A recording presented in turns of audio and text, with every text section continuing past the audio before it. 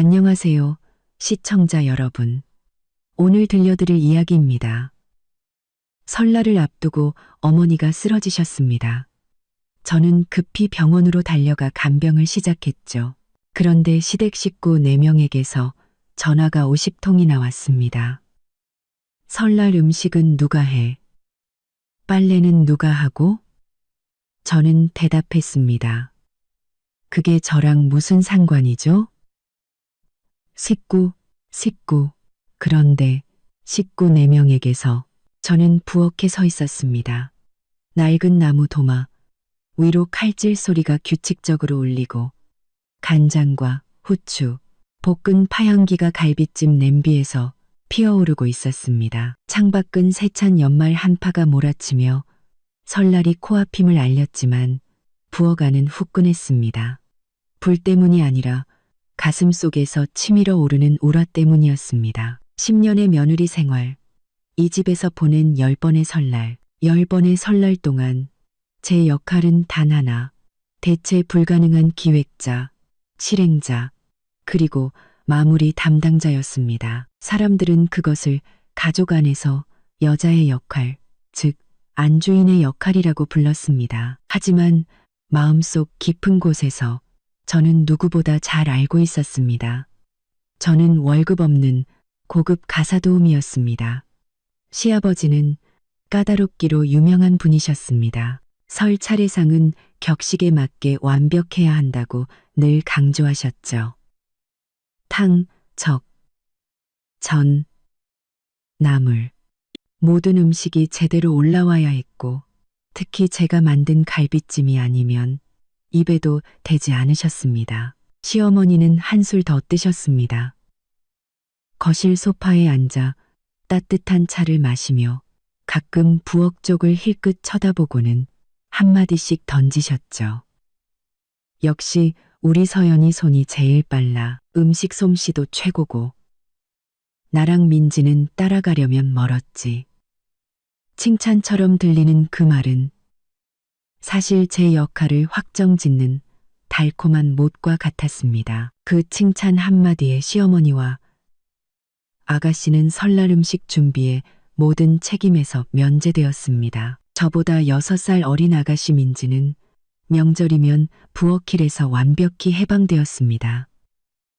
올해는 유난히 피로가 한계에 다다른 기분이었습니다. 설 연휴가 시작되기 며칠 전부터 저는 3층짜리 집 대청소, 이불 빨래, 제기 닦기, 차례상 과일 준비까지 혼자서 정신없이 해치워야 했습니다. 남편 민주는 아침 일찍부터 발코니 의자에 앉아 담배를 피우며 스포츠 뉴스를 볼 뿐 아내가 얼마나 바쁜지는 안중에도 없었습니다. 그는 제가 엄청난 양의 일을 힘겹게 해내고 있다는 사실을 전혀 보지 못했습니다. 그저 제가 모든 일을 너무나 당연하게 해내니 그 모든 것이 제 책임이라고 생각할 뿐이었습니다.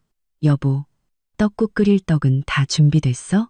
빨리 준비해야지. 민준이 발코니에서 마치 정원사에게 명령하듯 무심하게 소리쳤습니다. 저는 목구멍까지 차오른 분노를 억지로 삼키며 대답했습니다. 지금 냉장고 정리 마지막으로 하고 있어요. 아버님이랑 어머님은 떡이랑 만두 사러 가셨어요? 긍정고 정리 마지막으로 하고 있어요. 민주는 돌아보지도 않고 입꼬리를 살짝 올렸습니다. 민지더러 사오라고 하셨는데 걔가 뭘 제대로 기억이나 하겠어? 당신이 이따가 시장 가서 사와. 그런 자잘한 일은 당신이 하는 게 빠르잖아. 또 저였습니다. 항상 저였죠.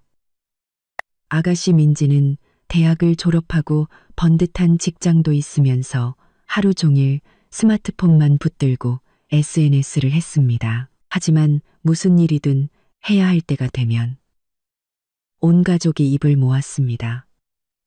민지는 그런 거 할 줄 몰라. 서연이가 하는 게 빨라. 민지는 심지어 차례상에 올릴 사과와 배도 구분할 줄 몰랐습니다. 하지만 그게 문제가 아니었습니다. 문제는 시댁 식구 전체의 조직적인 무관심이었습니다. 그들은 배울 생각도 할 생각도 없었습니다. 아무리 어질러도 아무리 게으름을 피워도 아내이자 며느리인 제가 묵묵히 모든 것을 감당할 것을 알기 때문이었습니다. 저는 갈비찜 국물을 한 숟가락 떠서 맛을 보았습니다. 간이 완벽하게 배어 있었습니다. 문득 지난 10년간 저의 사랑과 희생도 이 갈비찜 같다는 생각이 들었습니다. 맛있고 꼭 필요하지만 너무 쉽게 얻을 수 있어서 더 이상 소중하게 여기지 않는 그런 존재. 오늘은 섣달금음, 설날 전날이었습니다. 저는 밤새 떡국 육수를 우려내야 할 겁니다. 시계를 보니 벌써 저녁 8시였습니다. 시계를 보니 벌써 저녁 8시였습니다. 저녁 8시였습니다. 3층 집은 반짝반짝 윤이 나도록 청소가 끝났고 조상님께 올릴 작은 상차림도 이미 준비되었습니다. 이 집의 모든 것은 저의 노동력과 헌신 덕분에 순조롭게 돌아가고 있었습니다. 그때 부엌 선반 위에 둔 제 스마트폰이 낯선 번호로 울렸습니다. 저는 지친 목소리로 전화를 받았습니다. 여보세요. 박서연입니다. 수화기 너머에서는 사촌 언니의 다급한 목소리가 숨소리와 섞여 들려왔습니다. 서연아, 빨리 친정으로 와. 엄마가 방금 응급실에 실려가셨어. 의사 선생님이 급성 맹장염이래. 당장 수술해야 한다고 하셔. 언니의 말이 끝나자마자 제 손에 들려있던 국자가 타일 바닥으로 떨어지며 날카로운 소리를 냈습니다. 명절 음식 냄새로 가득하던 부엌이 순식간에 아수라장이 되었습니다. 모든 피로와 서러움이 사라지고 극심한 불안감만이 남았습니다. 평생 저를 위해 헌신하신 우리 엄마가 설날을 바로 코앞에 두고 병원에 입원하신 겁니다. 저는 허둥지둥 거실로 달려나갔습니다. 시아버지는 뉴스를 보고 계셨고 시어머니는 스마트폰을 만지고 계셨으며 남편 민주는 누군가와 즐겁게 통화하고 있었습니다. 민준 씨, 아버님, 어머님, 제 목소리는 갈라져 나왔습니다. 저 지금 친정에 가봐야겠어요. 저희 엄마가 급성 맹장염으로 응급실에 실려가셔서 당장 수술하셔야 한대요. 세 사람 모두 고개를 들었습니다. 그들의 시선은 제 얼굴, 제 당황한 표정과 금방이라도 터져나올 듯한 눈물을 스쳐 지나갔지만 사부인은 괜찮으시냐 혹은 자네 어머니는 괜찮으시냐는 단 한마디의 질문도 없이 지나쳤습니다. 시아버지는 금장 벽시계를 쳐다보며 미간을 찌푸렸습니다. 응급실은 응급실이고 지금 이 밤 9시인데 네가 가버리면 차례상 준비는 누가 하니? 아직 끓여야 할 탕도 남았는데. 시어머니는 스마트폰을 내려놓으며 귀찮다는 듯 말했습니다. 각오를 써서 구명서 서서 각오를 써 가버리면 각오를 써서 구면 한 곳인데 대신데 네가 가버 왜 하필 이럴 때 그러신다니? 설날이 코앞이라 집안일이 산더미인데 너도 우선순위라는 걸 알아야지. 서연아, 어차피 수술은 의사가 하는 거지. 네가 가봤자 뭘 하겠어. 남편 민주는 통화를 끊고 일어섰지만 저를 안아주기 위함이 아니었습니다. 그는 그저 뒷목을 극적이며 짜증 섞인 표정을 지었습니다. 일단 가봐. 근데 빨리 돌아와야 해. 설날 아침에 친구들 오기로 약속했으니까 음식은 충분히 준비해 놔야지. 저는 화려한 샹들리에 불빛 아래 서 있었지만 심장은 거대한 얼음덩이에 짓눌린 듯 차가웠습니다. 그들의 절대적인 무관심은 굳이 나중까지 기다릴 필요도 없었습니다. 제 가족의 생사가 걸린 순간에 이렇게 노골적으로 드러났으니까요. 저는 더 이상 논쟁하거나 설명할 힘이 없었습니다.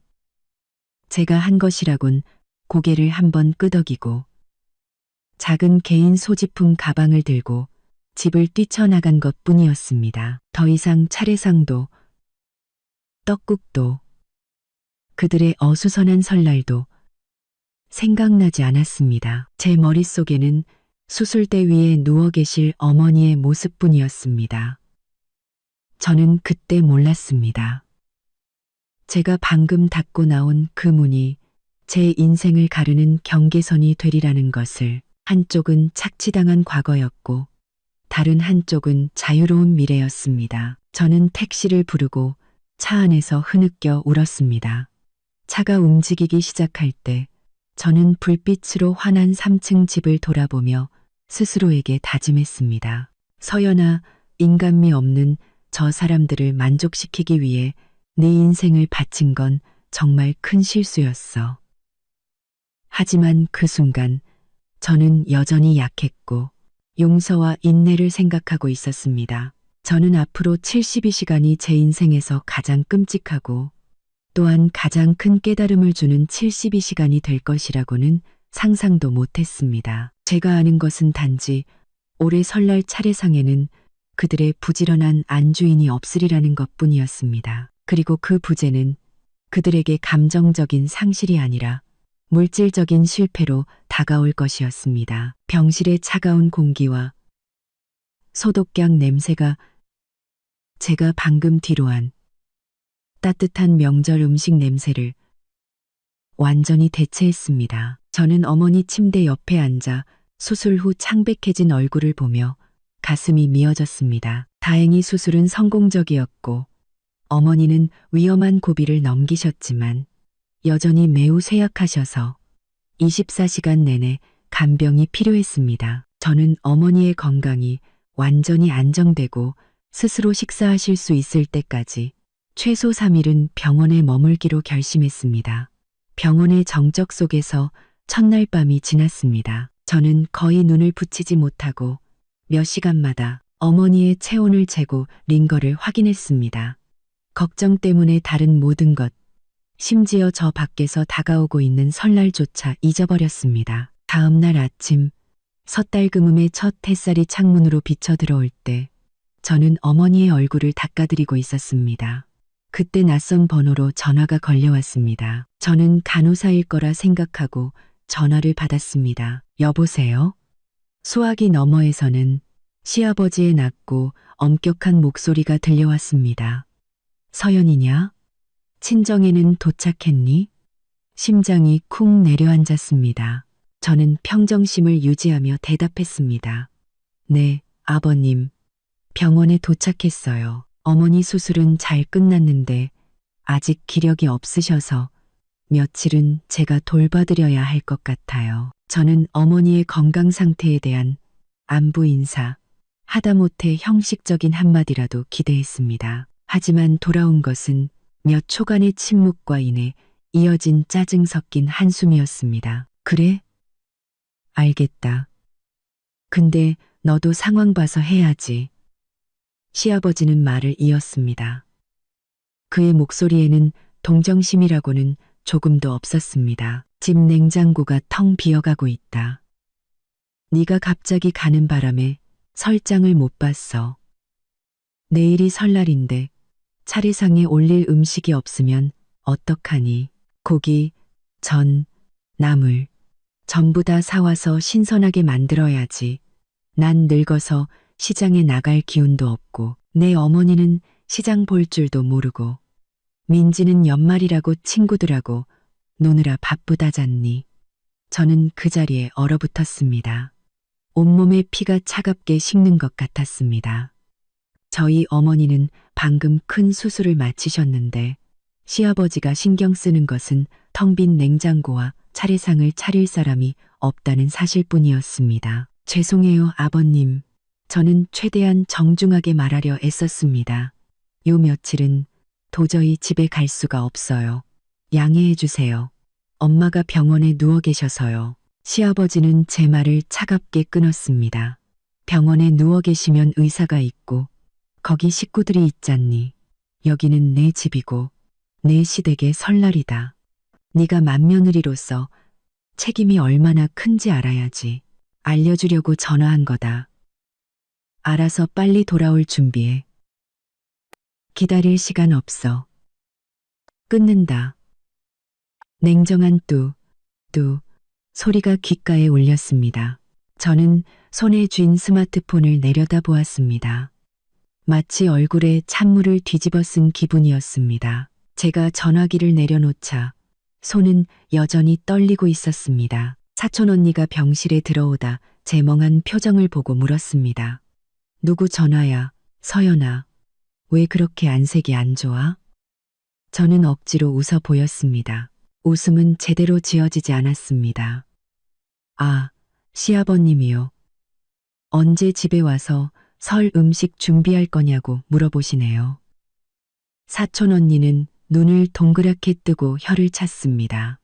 세상에, 그 집안은 정말. 네가 여기서 어머니 간병하고 있는데 사부인 안부는 한마디도 안 물어보시더래? 어떻게 그렇게 무심할 수가 있어? 저는 고개를 숙였습니다. 그 잔인한 현실을 마주할 용기가 없었습니다. 그 잔인한 현실을 마주할 용기가 없었습니다. 네, 안 물어보셨어요. 그냥 자기들 밥 해줄 사람이 없다는 얘기만 하셨어요. 그 순간 저는 더 이상 울거나 고통스러워하지 않는다는 것을 깨달았습니다. 대신 분노의 불씨가 가슴속에서 조용히 타오르기 시작했습니다. 그 불씨는 절망이 아니라 깨달음의 불씨였습니다. 문득 지난 10년의 세월이 머릿속을 스쳐 지나갔습니다. 저는 학식도 있고 안정적인 직업도 가진 여성이었습니다. 하지만 이 집에 들어오면서 저는 자발적으로 무급하녀, 구시대적인 기준에 맞춘 며느리가 되었습니다. 그리고 현대적인 그들은 그것을 당연하게 여겼습니다. 그날 오후 저는 더 이상 슬퍼하지 않기로 결심했습니다. 정신을 차려야 했습니다. 저는 스마트폰을 꺼내 통화 녹음 기능을 켰습니다. 만약 그들이 제 헌신을 증거로 만들고 싶어 한다면 기꺼이 증거를 만들어주리라. 이것은 충동적인 행동이 아니라 전략적인 행동이라고 스스로에게 다짐했습니다. 저는 집에 가지 않을 겁니다. 여기서 계속 어머니를 돌볼 것이고 기다릴 겁니다. 그들의 이기심이 정점에 달할 때까지. 그리고 오래 기다릴 필요는 없었습니다. 시아버지의 전화가 끊긴 지 1시간도 채 되지 않아 제 전화기가 다시 울렸습니다. 이번에는 시어머니였습니다. 저는 심호흡을 하고 녹음 기능을 켠 뒤 전화를 받았습니다. 네, 어머님. 시어머니의 목소리는 날카롭고 한탄스러웠지만 원망이 섞여 있었습니다. 서연아, 아직도 병원이니? 내가 말했잖니. 내 엄마는 의사가 돌봐줄 거고 너 거기 있어봤자 자리만 차지한다고. 우리 가족 생각도 좀 해야지. 네? 어머님, 그 말씀은 좀. 뭐가 그 말씀은 좀이야. 시어머니는 거의 소리를 질렀습니다. 제가 병원이라 조용히 해야 한다는 사실은 안중에도 없었습니다. 집꼴을 좀 봐. 네가 하루 없었다고 집이 아주 돼지우리가 됐어. 민준이랑 아버님은 하루 종일 배고프다고 난리고 민지는 빨래할 줄도 모른다더라. 온 식구 빨래가 세탁기에 쌓여 있는데 버튼을 누를 줄 모른다니 말이 되니? 어제 네가 쓰던 행주는 어디다 뒀어? 아무리 찾아도 안 보이네. 모든 게 네 손을 타야만 돌아가. 서연아, 빨리 집에 와. 와서 청소도 하고 차례상도 차려야지. 저는 스마트폰을 꽉 쥐었습니다. 손톱이 손바닥을 파고들었습니다. 행주, 쌓인 빨랫감, 또다시 저희 어머니에 대한 안부 인사는 한마디도 없었습니다. 저를 도구 이상으로 생각하지 않는 가족을 위해 착하게 살려고 애썼던 제 자신이 불쌍해졌습니다. 네, 사촌 언니한테 부탁해서 엄마죽 좀 끓여드렸어요. 엄마 상태를 좀 더 지켜봐야 할 것 같아요. 집에 계신 분들은 조금만 참아주세요. 저는 놀랄 만큼 차갑고 단호한 목소리로 대답했습니다. 시어머니는 즉시 익숙한 가스라이팅 화법으로 전환했습니다. 너 그렇게 말하는 거 무책임한 거야. 서연아. 내 엄마는 환자지만 너는 이 집 며느리야. 우린 결혼했잖아. 너는 이 집 사람이고 이 집을 챙겨야지. 집을 내팽개치고 남편을 내버려 두고 그게 말이 된다고 생각하니? 온 가족이 굶주리고 더러운 집에서 설을 보내서 이웃들한테 손가락질 받고 싶어? 저는 침묵했습니다. 저는 시어머니가 불평, 책임 전가, 비이성적인 요구들을 모두 쏟아내도록 내버려 두었습니다. 그녀의 모든 말, 모든 문장은 제 스마트폰에 고스란히 녹음되고 있었습니다. 그 말들은 더 이상 저에게 상처를 주지 못했습니다. 그것들은 무기가 되어가고 있었습니다. 저는 마치 이기심이라는 이름의 우스꽝스러운 연극을 밖에서 관람하는 기분이었습니다. 약 5분간의 한탄과 명령 끝에 시어머니는 말을 맺었습니다. 알아서 빨리 돌아와. 억지로 시키는 건 아니지만 네가 자발적으로 해야지. 안 돌아오면 이 집안 망신시키는 거야. 저는 전화를 끊고 안도의 한숨을 내쉬었습니다. 두 번째 통화 녹음이 완료되었습니다. 저는 창밖을 내다보았습니다. 밖은 이미 해가 높이 떴고 사람들은 설을 맞이하느라 분주했습니다. 하지만 제 마음속에는 이미 하나의 결정이 굳어지고 있었습니다. 당구로 설날은 없다. 오직 이혼만이 있을 뿐이다. 저는 어머니 침대 곁에 앉아 어머니가 깨어나셨을 때 애써 미소를 지으며 안심시켜 드렸습니다. 어머니는 힘없이 손을 들어 제 손을 잡으며 속삭이셨습니다. 아가, 왔구나. 집안설 준비는 어떡하고? 시댁 어른들께 혼나지는 않았니? 그 말을 듣자 코끝이 찡해졌습니다. 이렇게 아프신 와중에도 어머니가 걱정하는 것은 제가 시댁에서 어려움을 겪지는 않을까 하는 것이었습니다. 저희 어머니는 전통적인 분이셨고 항상 저에게 인내하고 시댁에 최선을 다해야 한다고 가르치셨습니다. 바로 그 가르침 때문에 저는 지난 10년간 모든 서러움을 꾹꾹 눌러 삼켜왔던 것입니다. 엄마, 걱정 마세요. 집안일은 다 괜찮아요. 저는 부드럽게 거짓말을 했습니다. 다 정리해두고 왔어요. 엄마 곁에 있을게요. 푹 쉬면서 기운 차리세요. 저는 지금 어머니께 더 이상 걱정을 끼쳐드릴 수 없다는 것을 알았습니다. 시댁 일은 제가 스스로 해결할 것이고 제가 어머니 곁을 지키는 이 시간이 모든 진실을 드러내는 촉매제가 될 것이라고 확신했습니다. 섣달금음 하루는 병원의 분주함 속에서 지나갔습니다. 2시간에 한 번꼴로 제 스마트폰은 익숙한 번호들로 울려댔습니다. 남편 민준, 시아버지, 시어머니, 그리고 아가씨 민지까지. 저는 모든 통화를 진동과 자동 녹음 모드로 설정해 두었습니다. 모든 전화에 답할 필요는 없었습니다. 모든 것을 기록하기만 하면 되었습니다. 저녁 7시쯤 제가 어머니께 묽은 죽을 조금 떠먹여 드리고 있을 때 전화벨이 다시 울렸습니다. 이번에는 시아버지였습니다. 저는 화면을 보고 천천히 숨을 들이쉰 뒤 전화를 받았습니다. 제가 없는 첫날 저녁, 그들의 식사 시간이 얼마나 엉망이 되었는지 알고 싶었습니다. 네, 아버님. 제 목소리는 훨씬 차분해져 있었습니다. 서연아, 왜 아직도 안 오니? 시아버지는 불쾌감을 숨기지 못하며 말문을 열었습니다. 솔직히 말해봐라. 병원에서 그렇게 오래 뭘 하는 거냐? 내 엄마 괜찮아졌으면 와야지. 여기 있는 사람들도 각자 할 일이 있다는 걸 알아야지. 아버님, 어머니는 이제 막 수술하셨어요. 적어도 내일까지는 옆에서 지켜봐야 해요. 저는 끈기 있게 설명했습니다. 의사가 지켜보라고 했으면 간호사가 지켜보는 거지. 넌 가족이니까. 집에 와서 집안일을 해야지. 시아버지는 목소리를 조금 높였습니다. 옆 침대 사람이 쳐다볼 정도였습니다. 묻자. 오늘 저녁은 뭐 먹냐? 민준이는 바쁘다고 하고 민지는 계란 프라이밖에 할 줄 모른다더라. 설날이 코앞인데 우리가 매일 계란 프라이나 먹고 있어야겠니? 너무나 뻔뻔한 요구였습니다. 그는 이제 막 수술한 친어머니를 돌보고 있는 며느리에게 자신의 아들과 딸이 계란 프라이 하나 제대로 못 부친다는 이유로 설 음식을 배달시켜 달라고 하고 있었습니다. 저는 가슴이 답답해지는 것을 느꼈지만 화를 낼 수는 없었습니다.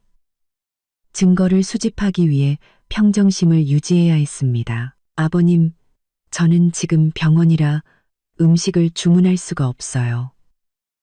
그리고 민지가 계란 프라이를 할 줄 알면 그걸로 드셔도 배는 부르실 거예요. 내일은 밖에서 한 끼 해결하시는 것도 방법이고요. 제가 돌아가면 제대로 차려드릴게요. 밖에서 먹으라고? 시아버지는 거의 고함을 질렀습니다. 내일이 설인데 우리더러 밖에서 뭘 먹으라는 거냐? 너희가 없다고 우리가 이렇게 고생해야겠어? 너희가 결혼한 이유가 뭐냐? 시댁을 돌보라고 한 거 아니냐? 당장 돌아와. 여기 더 있을 필요 없다. 돌아오라고 명령하는 거다. 서연아. 그 명령은 제 인내심의 한계를 넘어섰습니다. 저는 병 때문에 지쳐 눈을 감고 계신 어머니의 얼굴을 보았습니다. 그런데 시아버지는 자신의 배를 채우기 위해 저에게 돌아오라고 명령하고 있었습니다. 네, 이만 끊겠습니다. 저는 강철처럼 차가운 목소리로 말했습니다. 강철처럼 돌아갈게요. 하지만 지금은 아니에요. 어머니가 괜찮아지시면요. 아버님, 어머님도 스스로 좀 챙기실 수 있잖아요? 우리 모두 어른이잖아요. 저는 그의 대답을 기다리지 않고 전화를 끊었습니다. 손이 부들부들 떨렸습니다. 스마트폰을 보니 통화 횟수가 10번을 넘어가고 있었습니다. 저는 메모장을 열어 내용을 요약하기 시작했습니다. 시아버지, 12월 29일 저녁 식사 요구. 장 볼 사람, 요리할 사람 없음 불평. 친정어머니 안부 묻지 않음. 저는 마치 수사관이 증거물을 수집하듯 그 글자들을 조심스럽게 적어 내려갔습니다. 저는 더 이상 고통받는 아내가 아니었습니다. 마지막 전투를 준비하는 전략가였습니다. 그날 밤 저는 잠들지 못했습니다. 저는 지난 10년간 시댁을 위해 했던 일들과 그들이 저에게 무심했던 순간들을 목록으로 만들었습니다. 그들의 무관심은 개인적인 실수가 아니라 저의 어리석은 인내심으로 유지된 집단적 이기심이라는 것을 깨달았습니다. 밤 10시쯤 전화벨이 다시 울렸습니다. 이번에는 남편 민준이었습니다. 저는 받지 않기로 했습니다. 그가 어떤 메시지를 남길지 궁금했습니다. 그리고 예상대로 2번의 벨소리 후 음성 메시지가 도착했습니다. 민준의 목소리는 술에 취한 듯했고 시끄러운 음악 소리가 섞여 있었습니다. 서연아, 내 말 들어. 나 지금 친구들이랑 연말 술자리 하고 있어. 내일 아침 설날이니까 일찍 일어나서 시장 가서 전 부칠 재료랑 신선한 채소 좀 사와. 친구들이 우리 집 전이 제일 맛있다고 칭찬하는데 네가 없으면 설 기분이 안 나. 어머니가 갈비찜 할 사람이 없다고 걱정하시길래 내가 걱정 마시라고 했어. 네가 와서 해줄 거라고. 꼭 일찍 와서 해줘야 해. 난 네가 없으면 설이 아니야. 사랑해. 메시지는 상투적인 사랑 고백으로 끝났지만 그 내용은 끔찍한 진실을 고발하고 있었습니다. 그는 저희 어머니의 안부를 묻기 위해 전화한 것이 아니었습니다. 자신의 즐거운 술자리를 위해 저에게 음식을 준비하라고 명령하기 위해 전화한 것이었습니다. 난 네가 없으면 설이 아니야. 이 말은 사랑의 고백이 아니라 하녀가 없다는 불평이었습니다. 저는 메모장에 추가로 기록했습니다. 민준, 밤 10시 음성 메시지. 장모 건강 묻지 않고 설날 음식 전 갈비찜 준비 요구, 물질적 이기심 표출, 눈물이 흘러내렸지만 고통 때문이 아니라 모든 것이 명확해졌기 때문이었습니다. 저는 모든 것을 똑똑히 보았습니다. 이 결혼은 무급 노동 계약이었고 이제는 제가 그 계약을 끝낼 때였습니다. 설날 아침 병원 분위기는 더 분주해졌지만 저에게는 폭풍 전의 고요함처럼 느껴졌습니다. 저는 생각을 정리하고 모든 약한 감정을 떨쳐버렸습니다. 이제 저는 증거 수집가일 뿐이었습니다. 의사가 어머니 상태를 확인하고 안정되었다고 말한 후 아가씨 민지에게서 전화가 걸려왔습니다. 언니, 집이 완전 난장판이야. 내가 엄마한테 말했는데 안 믿으시더라. 내가 사진 몇 장 찍어서 보여줄게. 저는 민지가 스마트폰을 만지작거리는 소리와 과장된 한숨 소리를 들었습니다. 엄마 옷장 좀 봐, 언니. 설빔이 다 엉망으로 널려 있어. 거실 바닥도 그렇고 아빠랑 엄마는 나더러 닦으라고 하는데 언니가 행주를 어디 뒀는지 내가 어떻게 알아? 대충 닦았더니 아빠가 또 뭐라고 하시고 언니가 와서 다시 닦아줘. 설날인데 집이 이렇게 더러운 거 싫단 말이야. 저는 그녀에게 시간이 있는지 스스로 할 수 있는지는 묻지 않았습니다. 답을 알고 있었으니까요. 민지는 모르는 게 아니라 하기 싫은 것이었습니다. 그녀는 제가 청소하고 시중 드는 것에 익숙했고 그것을 옳게 당연한 의무라고 여겼습니다. 민지야, 언니는 지금 병원에서 엄마 간호하고 있어. 행주 찾아서 직접 청소할 수 있겠니? 언니는 네가 할 수 있다고 믿어. 저는 온화하지만 단호하게 말했습니다. 민지는 즉시 어린애처럼 칭얼거리는 목소리로 바뀌었습니다. 아, 언니는 자꾸 나한테 시켜. 나 빨래 할 줄 모른단 말이야. 비싼 새 스웨터 샀는데 세탁기 돌릴 줄 몰라. 망가지면 어떡해. 그리고 우리 집 세탁기에서 자꾸 딸깍딸깍 소리가 나. 언니는 그거 어떻게 멈추는지 알아. 난 쓸 줄 모른다고. 언니가 와줘. 엄마도 이제 괜찮아지셨잖아. 와서 나 좀 도와줘. 민지는 차례상 때문이 아니라 세탁기 소음과 자신의 스웨터 빨래를 해결하기 위해 저에게 당장 집에 오라고 요구했습니다. 이 가족의 이기심은 경이로운 수준에 도달했습니다. 그들은 더 이상 숨기지도 않았습니다. 그들은 더 이상 숨기지도 않았습니다. 그들은 더 이상 숨기지도 않았습니다. 그들은 더 이상 숨기지도 않았습니다. 그들은 공개적으로 저를 집사, 세탁부, 수리공으로 취급했습니다. 민지야, 너도 이제 어른이야. 그 정도 일은 스스로 할 수 있어야지. 언니는 지금 바로 갈 수 없어. 엄마가 완전히 안정되시면 갈게. 저는 다시 한번 입장을 분명히 했습니다. 민지는 잠시 침묵하더니 삐친 목소리로 말했습니다. 잠시 침묵하더니 알았어. 그럼 언니 오지 마. 아빠랑 엄마가 집 계속 더럽게 놔두고 언니가 얼마나 버티나 보재. 언니는 언니네 집이나 신경 써. 이번 설에 나랑 오빠가 언니네 집에 세배 안 가도 뭐라고 하지 마. 저는 씁쓸한 미소를 지었습니다. 그녀의 협박은 오히려 저에게 더 빨리 이혼하라는 격려처럼 들렸습니다. 알았어. 끊을게.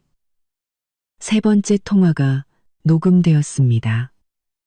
민지, 집 더러움 불평. 스웨터 빨래 및 세탁기 수리 위에 귀가 요구, 친정에 세배 오지 않겠다며 협박.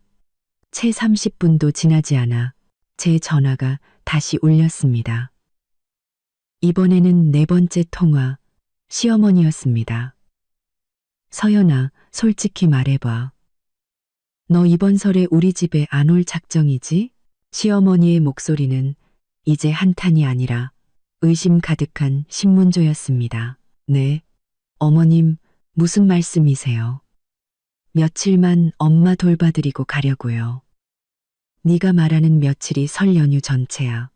내일이 설인데 내가 묻자. 누가 잡채를 하고 누가 보기 좋게 삼색 나물을 무치니? 아버님이 좋아하시는 갈비찜은 누가 하냐고. 민지는 먹고 놀 줄만 알지.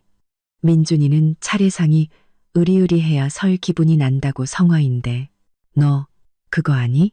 이웃집 사람들이 전부 네가 왔냐고 음식 솜씨 자랑하려고 물어보는데 네가 이렇게 우리 집안 망신을 시키고 있어.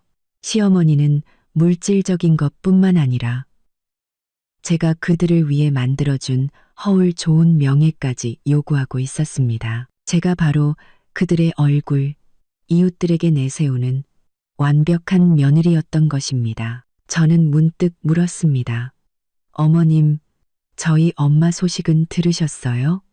이제 막 수술하셨는데 어머님이 안부 전해달라고 하셨다고 말씀드릴까요? 몇 초간의 침묵이 흘렀습니다. 영원처럼 느껴지는 시간이었습니다. 이윽고 시어머니는 당황한 목소리로 말했습니다. 아, 내 엄마는 괜찮은 거 알지. 네가 엄마 걱정하는 건 좋은데. 서연아, 설날은 1년에 딱 한 번이야. 넌 집에 와서 차례상을 차려야 해. 알겠니? 일단 집에 왔다가 설 지나고 나면 네가 병원에 얼마를 있든 상관 안 할게. 그 무심코 뱉은 고백이 저를 해방시켰습니다. 설이 지나면 병원에 얼마든 있으라니.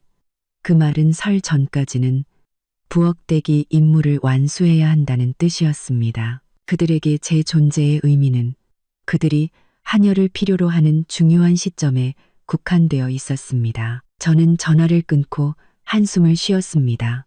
스마트폰을 열어 메모장을 켰습니다.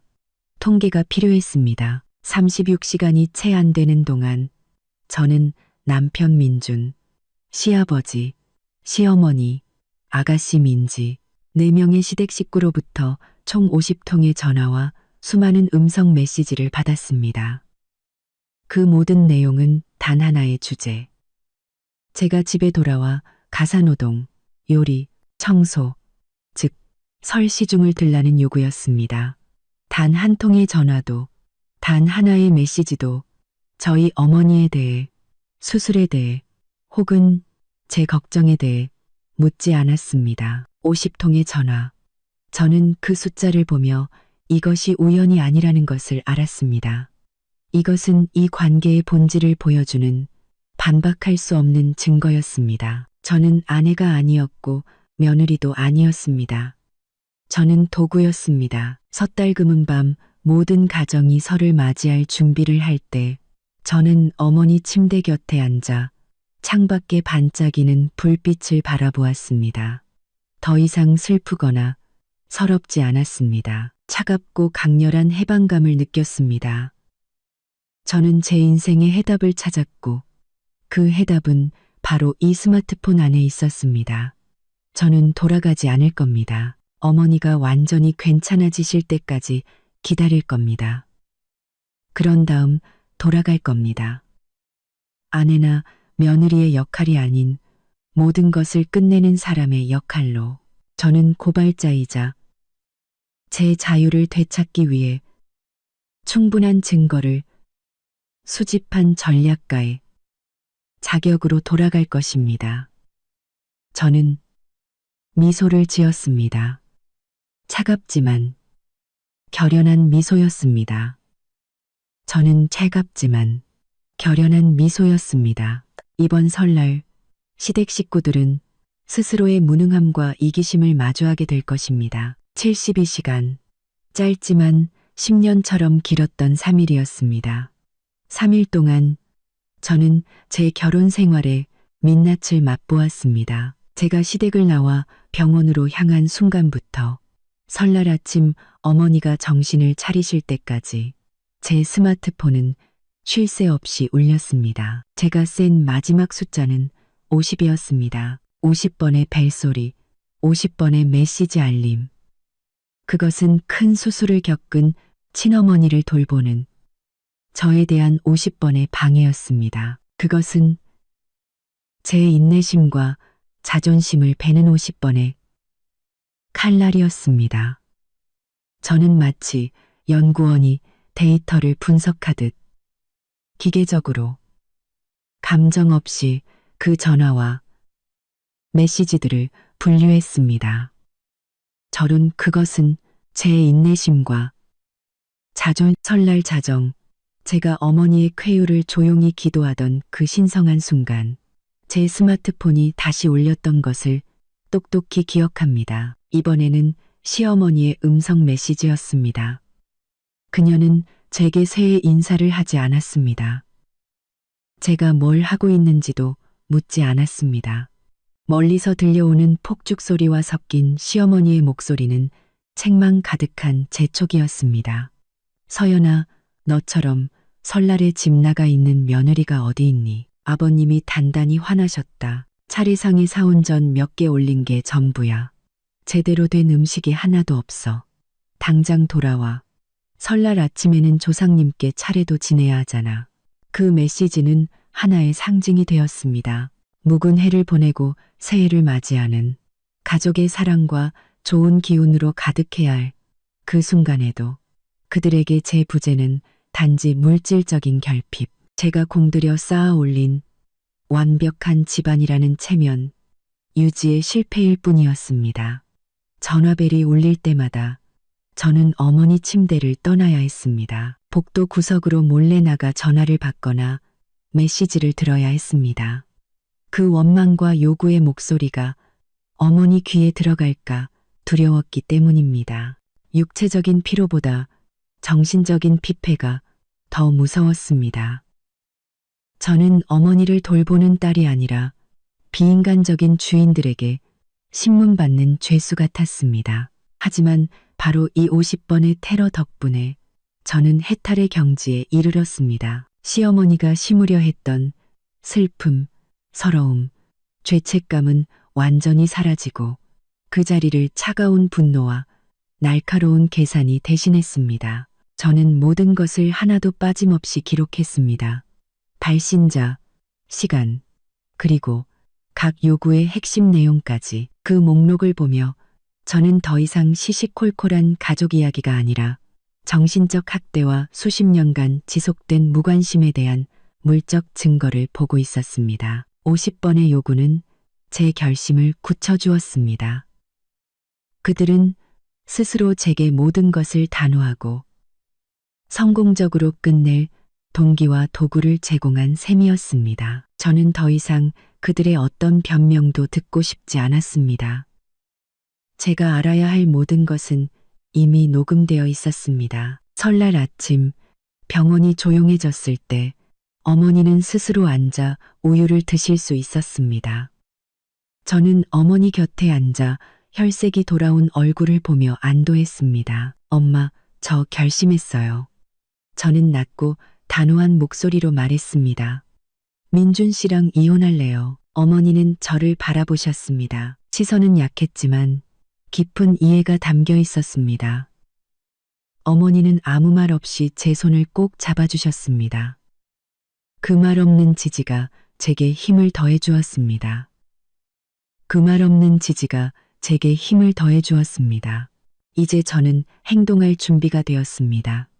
설날 아침 모두가 새해 덕담과 세뱃돈, 풍성한 차례상을 즐기고 있을 때 저는 남편으로부터 부족한 설날에 대한 선언을 듣고 있었습니다. 정오쯤 제가 어머니의 세면을 돕고 새해 첫 식사를 챙겨드린 후 전화기가 다시 울렸습니다. 여전히 민준이었습니다. 시계를 보니 오전 11시 그의 가족이 세배 손님을 맞이할 준비를 하며 완벽한 상차림이 절실히 필요한 시간이었습니다. 저는 통화 버튼을 눌렀습니다. 녹음은 준비되었습니다. 서연아, 왜 전화 안 받아? 민준의 목소리는 짜증이 섞여 있었고 주변에서는 웃음소리와 잔 부딪히는 소리가 들렸습니다. 몇 번이나 전화했잖아. 나 지금 머리 아파 죽겠어. 요리하는 사람이 아무도 없잖아.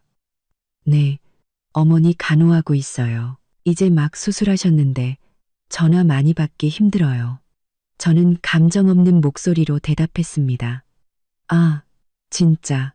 알았어. 장모님은 좀 어떠셔? 민주는 형식적인 안부를 한마디 묻고는 즉시 화제를 돌렸습니다. 아, 됐고. 내 말 좀 들어봐. 손님들이 많이 오셨는데 엄마랑 민지가 차린 음식이 너무 맛이 없어. 잡채는 짜고 탕국은 맹물 같아. 갈비찜은 어머니가 하셨는데 살이 다 부서져 버렸어. 아버지가 화나셔서 드시지도 않아. 있잖아, 당장 와. 와서 네가 잘하는 그 갈비찜이랑 삼색 나물 좀 다시 해줘. 내가 친구들한테 우리 와이프가 요리 진짜 잘한다고 자랑해 놨단 말이야. 지금 상차림이 이래서 나 너무 창피해. 창피하다고?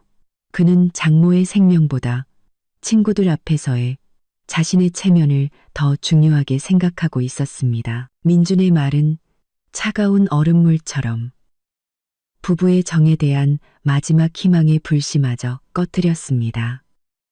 민준 씨. 저는 그의 이름을 불렀습니다. 목소리는 무서울 정도로 차분했습니다. 오늘은 설날이고 저희 엄마는 이제 막 수술을 마치셨어요. 제가 여기 있는 3일 동안 당신이 저한테 총 8번 전화했지만 단 한 번도 장모님 안부를 제대로 물은 적 없다는 거 알아요? 당신이 말한 건 전부 잡채, 갈비찜, 삼색나물, 그리고 당신의 창피함 뿐이었어요. 민주는 잠시 침묵하더니 목소리를 높여 변명하려 했습니다. 무슨 말을 그렇게 해? 난 아들이니까 집안일을 챙겨야지. 우리 가족을 챙겨야지. 당신은 내 아내니까 날 이해해줘야지. 친구들이랑 약속했는데 실망시킬 순 없잖아. 당신은 맏며느리야. 책임이 크다고. 제 책임은 아내가 아니라 하녀였군요. 저는 한 글자 한 글자 못을 박듯 말했습니다. 설날 자정에 제가 엄마 걱정으로 뜬 눈으로 밤새운 거 알아요? 그때 당신은 뭐 했죠? 친구들이랑 술 마시고 있었잖아요. 저한테 전화해서는 밥 차리러 오라고 재촉했고요. 저희 엄마가 사경을 헤맬 때 당신은 즐겁게 놀고 있었어요. 민주는 제 강경한 태도에 놀란 듯 했습니다. 그의 목소리는 분노와 함께 가스라이팅으로 바뀌었습니다. 말 심하게 하지 마. 내가 잘못한 거 알지만 당신도 날 이해해줘야지. 난 외아들이잖아. 집안일을 챙겨야 한다고. 나 혼자서는 당신처럼 다 못해. 됐어. 너랑 말싸움 안 해. 당장 와. 더 이상 전화하게 만들지 마. 끊는다. 이번에는 그가 먼저 전화를 끊었습니다. 저는 화면을 보았습니다. 통화 횟수는 50에서 멈춰 있었습니다. 무관심의 정점이었습니다. 저는 민준에게 사랑이나 존중이 없다는 것을 깨달았습니다. 그는 저를 집의 일부 개인적인 욕구와 가족이라는 허울을 유지하기 위한 필수 자산으로만 여겼습니다. 그가 장모의 건강 상태보다 갈비찜 한 접시를 더 중요하게 여긴 것은 제 안의 모든 것을 깨뜨린 마지막 불꽃이었습니다. 저는 잠시 무너졌지만 곧바로 그 감정을 털어냈습니다. 저는 더 이상 어제의 약한 서연이 아니었습니다. 오늘의 서연, 자신의 자유와 정의를 위해 싸울 준비가 된 전략가였습니다. 설날의 햇살은 눈부셨지만 제 마음을 데우기엔 역부족이었습니다. 저는 병원 침대 옆에 조용히 앉아 창밖을 바라보았습니다. 해방은 큰 싸움에서 오는 것이 아니라 50통의 사소하고 무심한 전화에서 온다는 것을 깨달았습니다. 저는 마지막 눈물을 닦았습니다. 시댁 때문에 우는 것은 이번이 마지막이었습니다. 눈물은 해결책이 아니라 에너지 낭비일 뿐이라는 것을 깨달았습니다. 서연아, 어머니가 속삭이셨습니다. 목소리는 여전히 약했습니다. 이제 그만 슬퍼해. 네가 그동안 얼마나 마음고생했는지 엄마는 알아.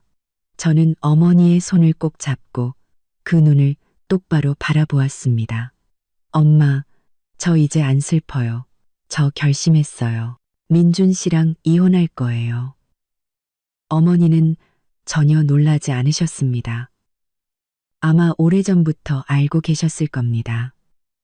제가 피곤하고 서러워서 퀭한 눈으로 친정에 올 때마다 느끼셨을 겁니다. 어머니는 그저 고개를 가볍게 끄덕이셨습니다.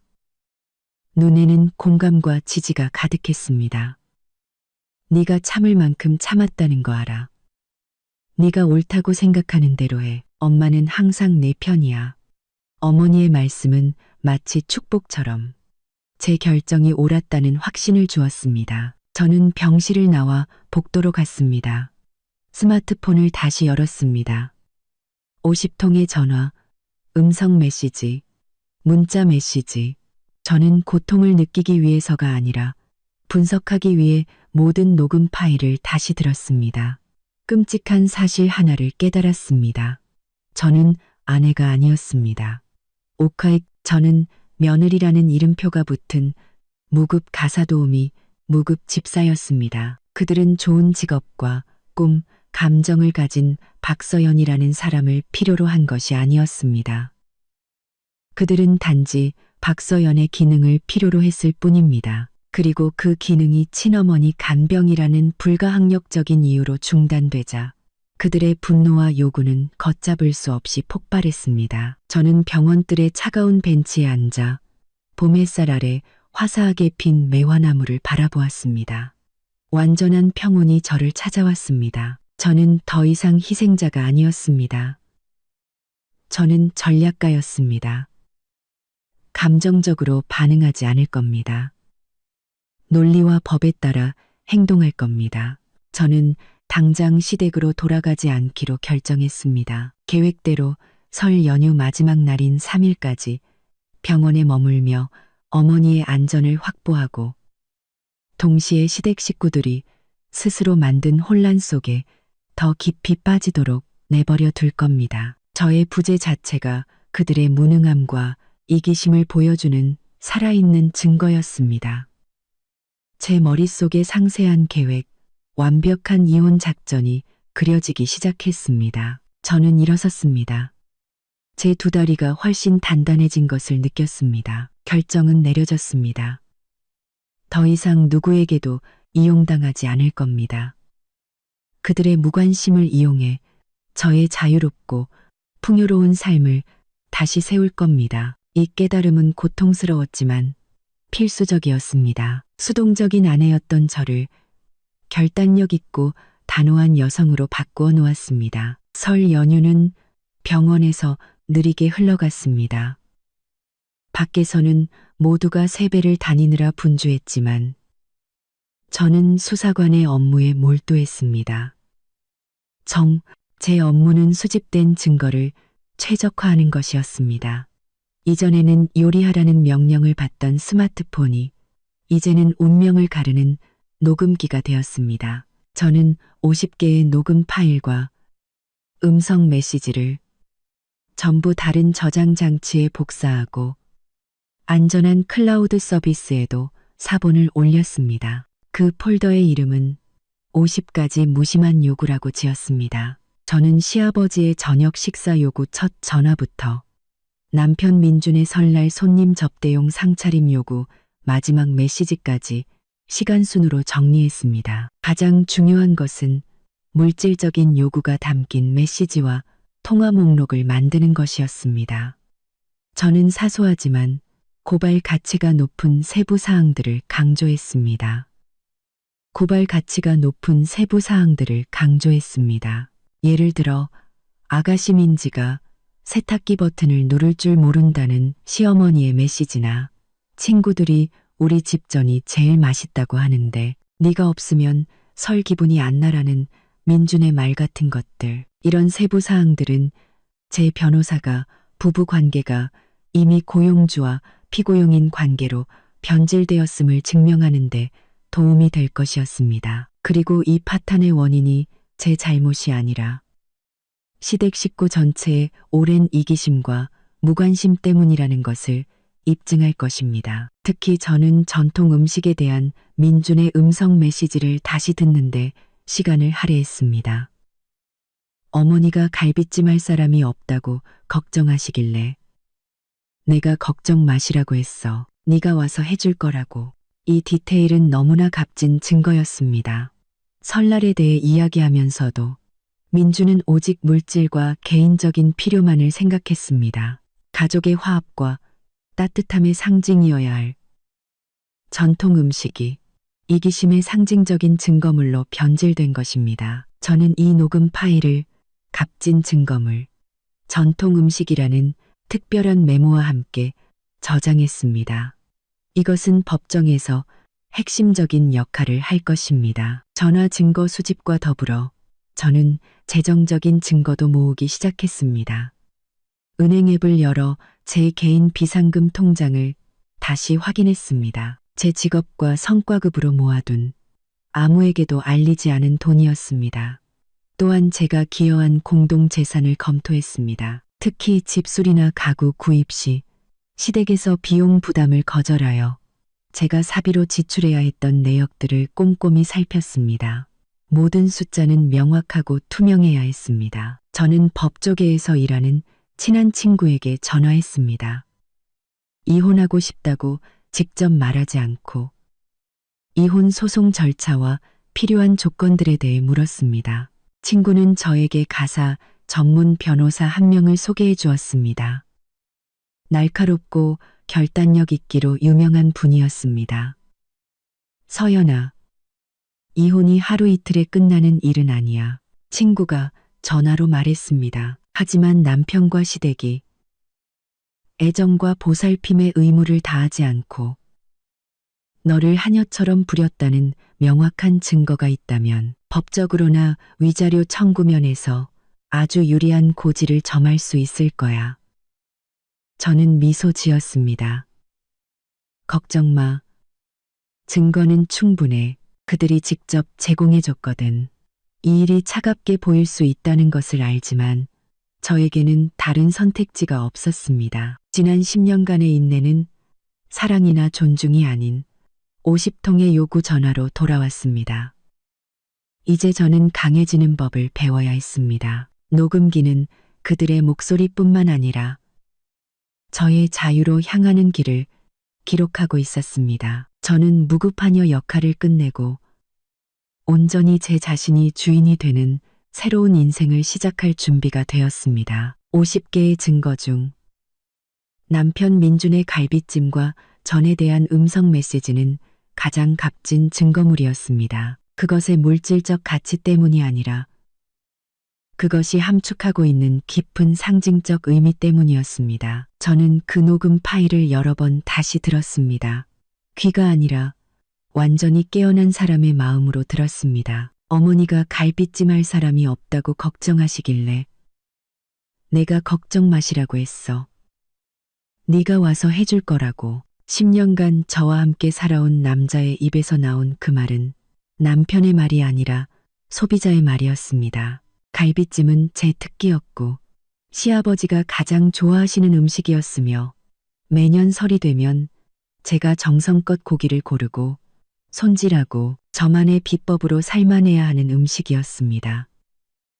그 음식은 정교함, 시간, 그리고 경험을 요구했습니다. 그것은 단순한 음식이 아니라 그 집에서 저의 브랜드였습니다. 시댁 식구들의 무관심은 저희 어머니를 걱정하지 않은 것뿐만 아니라 사랑을 서비스로 변질시킨 것에서도 드러났습니다. 그들에게 설날은 가족의 재회가 아니라 체면 유지를 위한 완벽한 상차림이었습니다. 문득 지난 10년간 제가 그 집에서 어떤 역할로 살았는지 생각했습니다. 저는 아내였지만 존중받지 못하고 짐을 나누어지지 못했습니다. 저는 며느리였지만 그 책임은 부엌일, 빨래, 청소에 국한되었습니다. 저는 노동자였습니다. 갈비찜, 전과 같은 고급 제품과 3층 집 청소, 스웨터 빨래 같은 양질의 서비스를 무급으로 제공했습니다. 그리고 갈비찜이라는 제품 공급이 중단되자 그들은 50통의 전화를 걸어 그 제품과 서비스를 되찾으려 했습니다. 이 물질적 이기심은 어떤 말다툼보다 날카로운 증거였습니다. 그것은 그들에게 제 가치가 그들의 위장과 편안함에 있지 제 마음과 영혼에 있지 않다는 것을 증명했습니다. 저는 세탁기 버튼을 누를 줄 모른다는 민지의 메시지를 다시 열었습니다. 이 대조적인 상황을 기록해 두었습니다. 25세의 대졸자 민지는 스웨터를 빨거나 바닥을 닦을 줄은 모르지만 병원에 있는 올케에게 17번이나 전화해서 요구할 줄은 알았습니다. 이 가짜 무능력은 그들이 의도적으로 의존하고 책임을 회피했다는 명백한 증거였습니다. 저는 정의에는 눈물이 아니라 사실과 데이터가 필요하다는 것을 깨달았습니다. 저는 설 연휴 이튿날을 모든 것을 체계화하는 데 썼습니다. 섬이 가니타, 저는 설 연휴 이튿날을 모든 것을 체계화하는데 더 이상 슬프지 않았습니다. 대신 강력한 통제감을 느꼈습니다. 당제감을 느꼈습니다. 저는 행주 하나라는 가장 작은 디테일부터 50통의 전화라는 가장 큰 정점까지 이야기 전체를 손에 쥐고 있었습니다. 제 변호사가 법정에서 이 증거들을 제시하는 모습을 상상했습니다. 사랑이나 배신에 대해 길게 말할 필요도 없이 그저나 지금 머리 아파 죽겠어. 요리하는 사람이 아무도 없잖아. 와서 그 갈비찜 좀 해줘라는 민준의 녹음 파일 하나만 틀면 되었습니다. 그 녹음 파일이 법정에서 재생되는 순간 이 결혼의 모든 진실을 말해줄 것입니다. 그들의 뻔뻔함이 무심코 저를 자유의 해안으로 이끄는 단단한 다리를 놓아준 셈이었습니다. 그 다리는 무관심으로 지어졌고 주재료는 설날의 전통 음식이었습니다. 갈비찜은 더 이상 음식이 아니라 저의 기소장이 될 것입니다. 설 연휴 마지막 날 어머니는 완전히 안정되셨습니다. 가볍게 걸으실 수 있었고 된죽을 드실 수 있었으며 진통제도 거의 필요 없으셨습니다. 의사는 어머니가 다음날 퇴원하셔도 되며 친정에서 계속 휴식을 취하시기만 하면 된다고 확인해 주었습니다. 저의 후방은 안전해졌습니다. 저는 어머니 곁에 앉아 손을 잡았습니다. 엄마, 저 내일 시댁에 갈 거예요. 오래 있지는 않을 거예요. 제 개인 물건 챙겨서 이혼 선언하고 올게요. 어머니는 저를 자랑스러운 눈빛으로 바라보셨습니다. 우리 딸 다 컸네. 엄마는 네 결정을 믿는다. 엄마 걱정은 말고 네가 계획한 대로 해.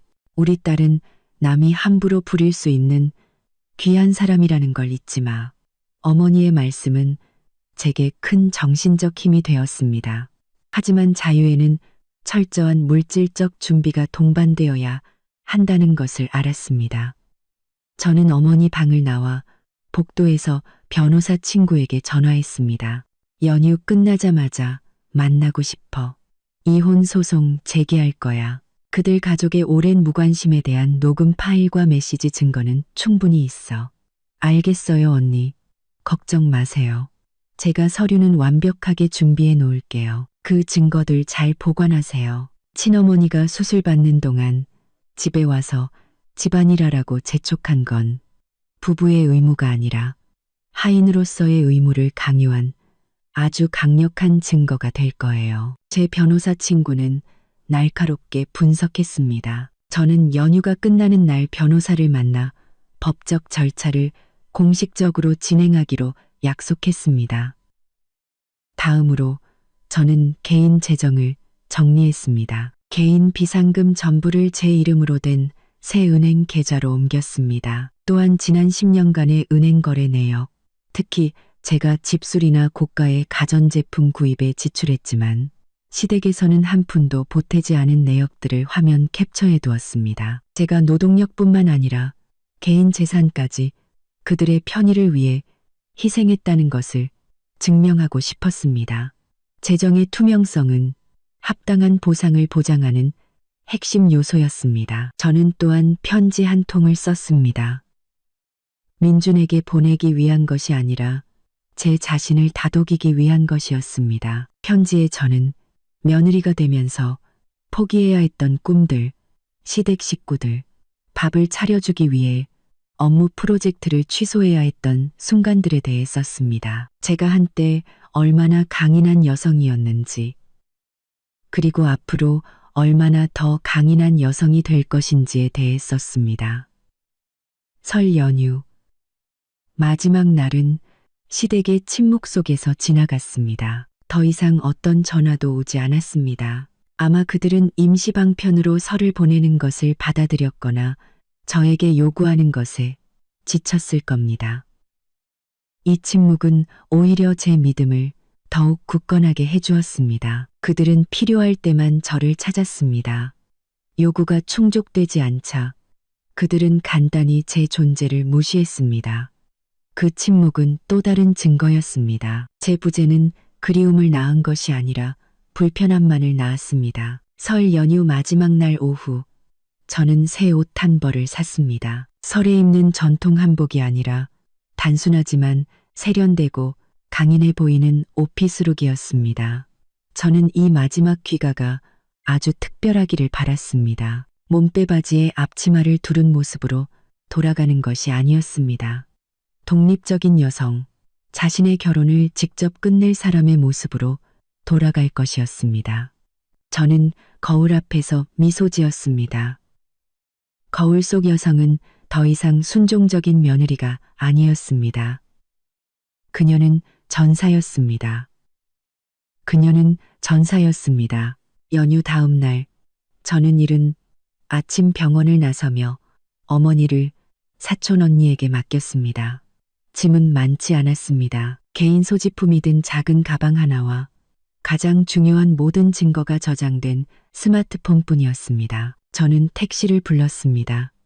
차에 앉아 창밖을 내다보았습니다. 거리는 아직 설 분위기가 남아 있었습니다.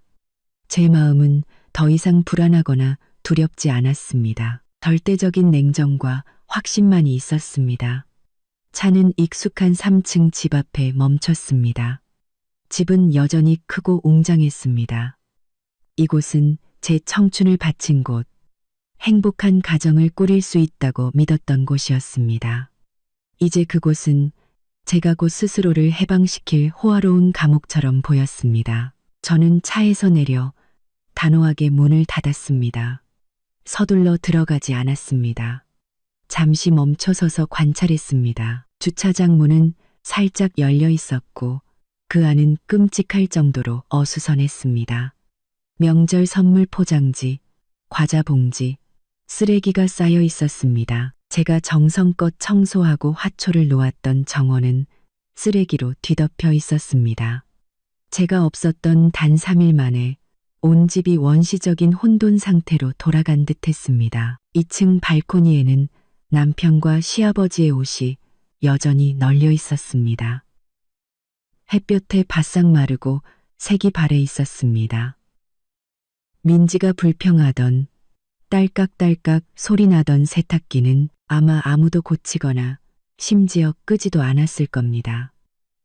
이 사소한 모습들이 완벽한 추가 증거였습니다. 그들의 무능함과 의존적인 습관이 뼛속까지 밝혀 있다는 것을 증명했습니다. 그들은 집이 더러워지고 옷에서 냄새가 나더라도 스스로는 아무것도 하지 않으려 했습니다.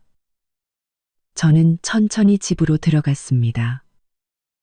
문은 잠겨 있지 않았습니다. 현관을 넘어서자마자 불쾌한 냄새가 코를 찔렀습니다. 눅눅한 냄새, 상한 음식 냄새, 그리고 버리지 않은 쓰레기 냄새가 섞여 있었습니다.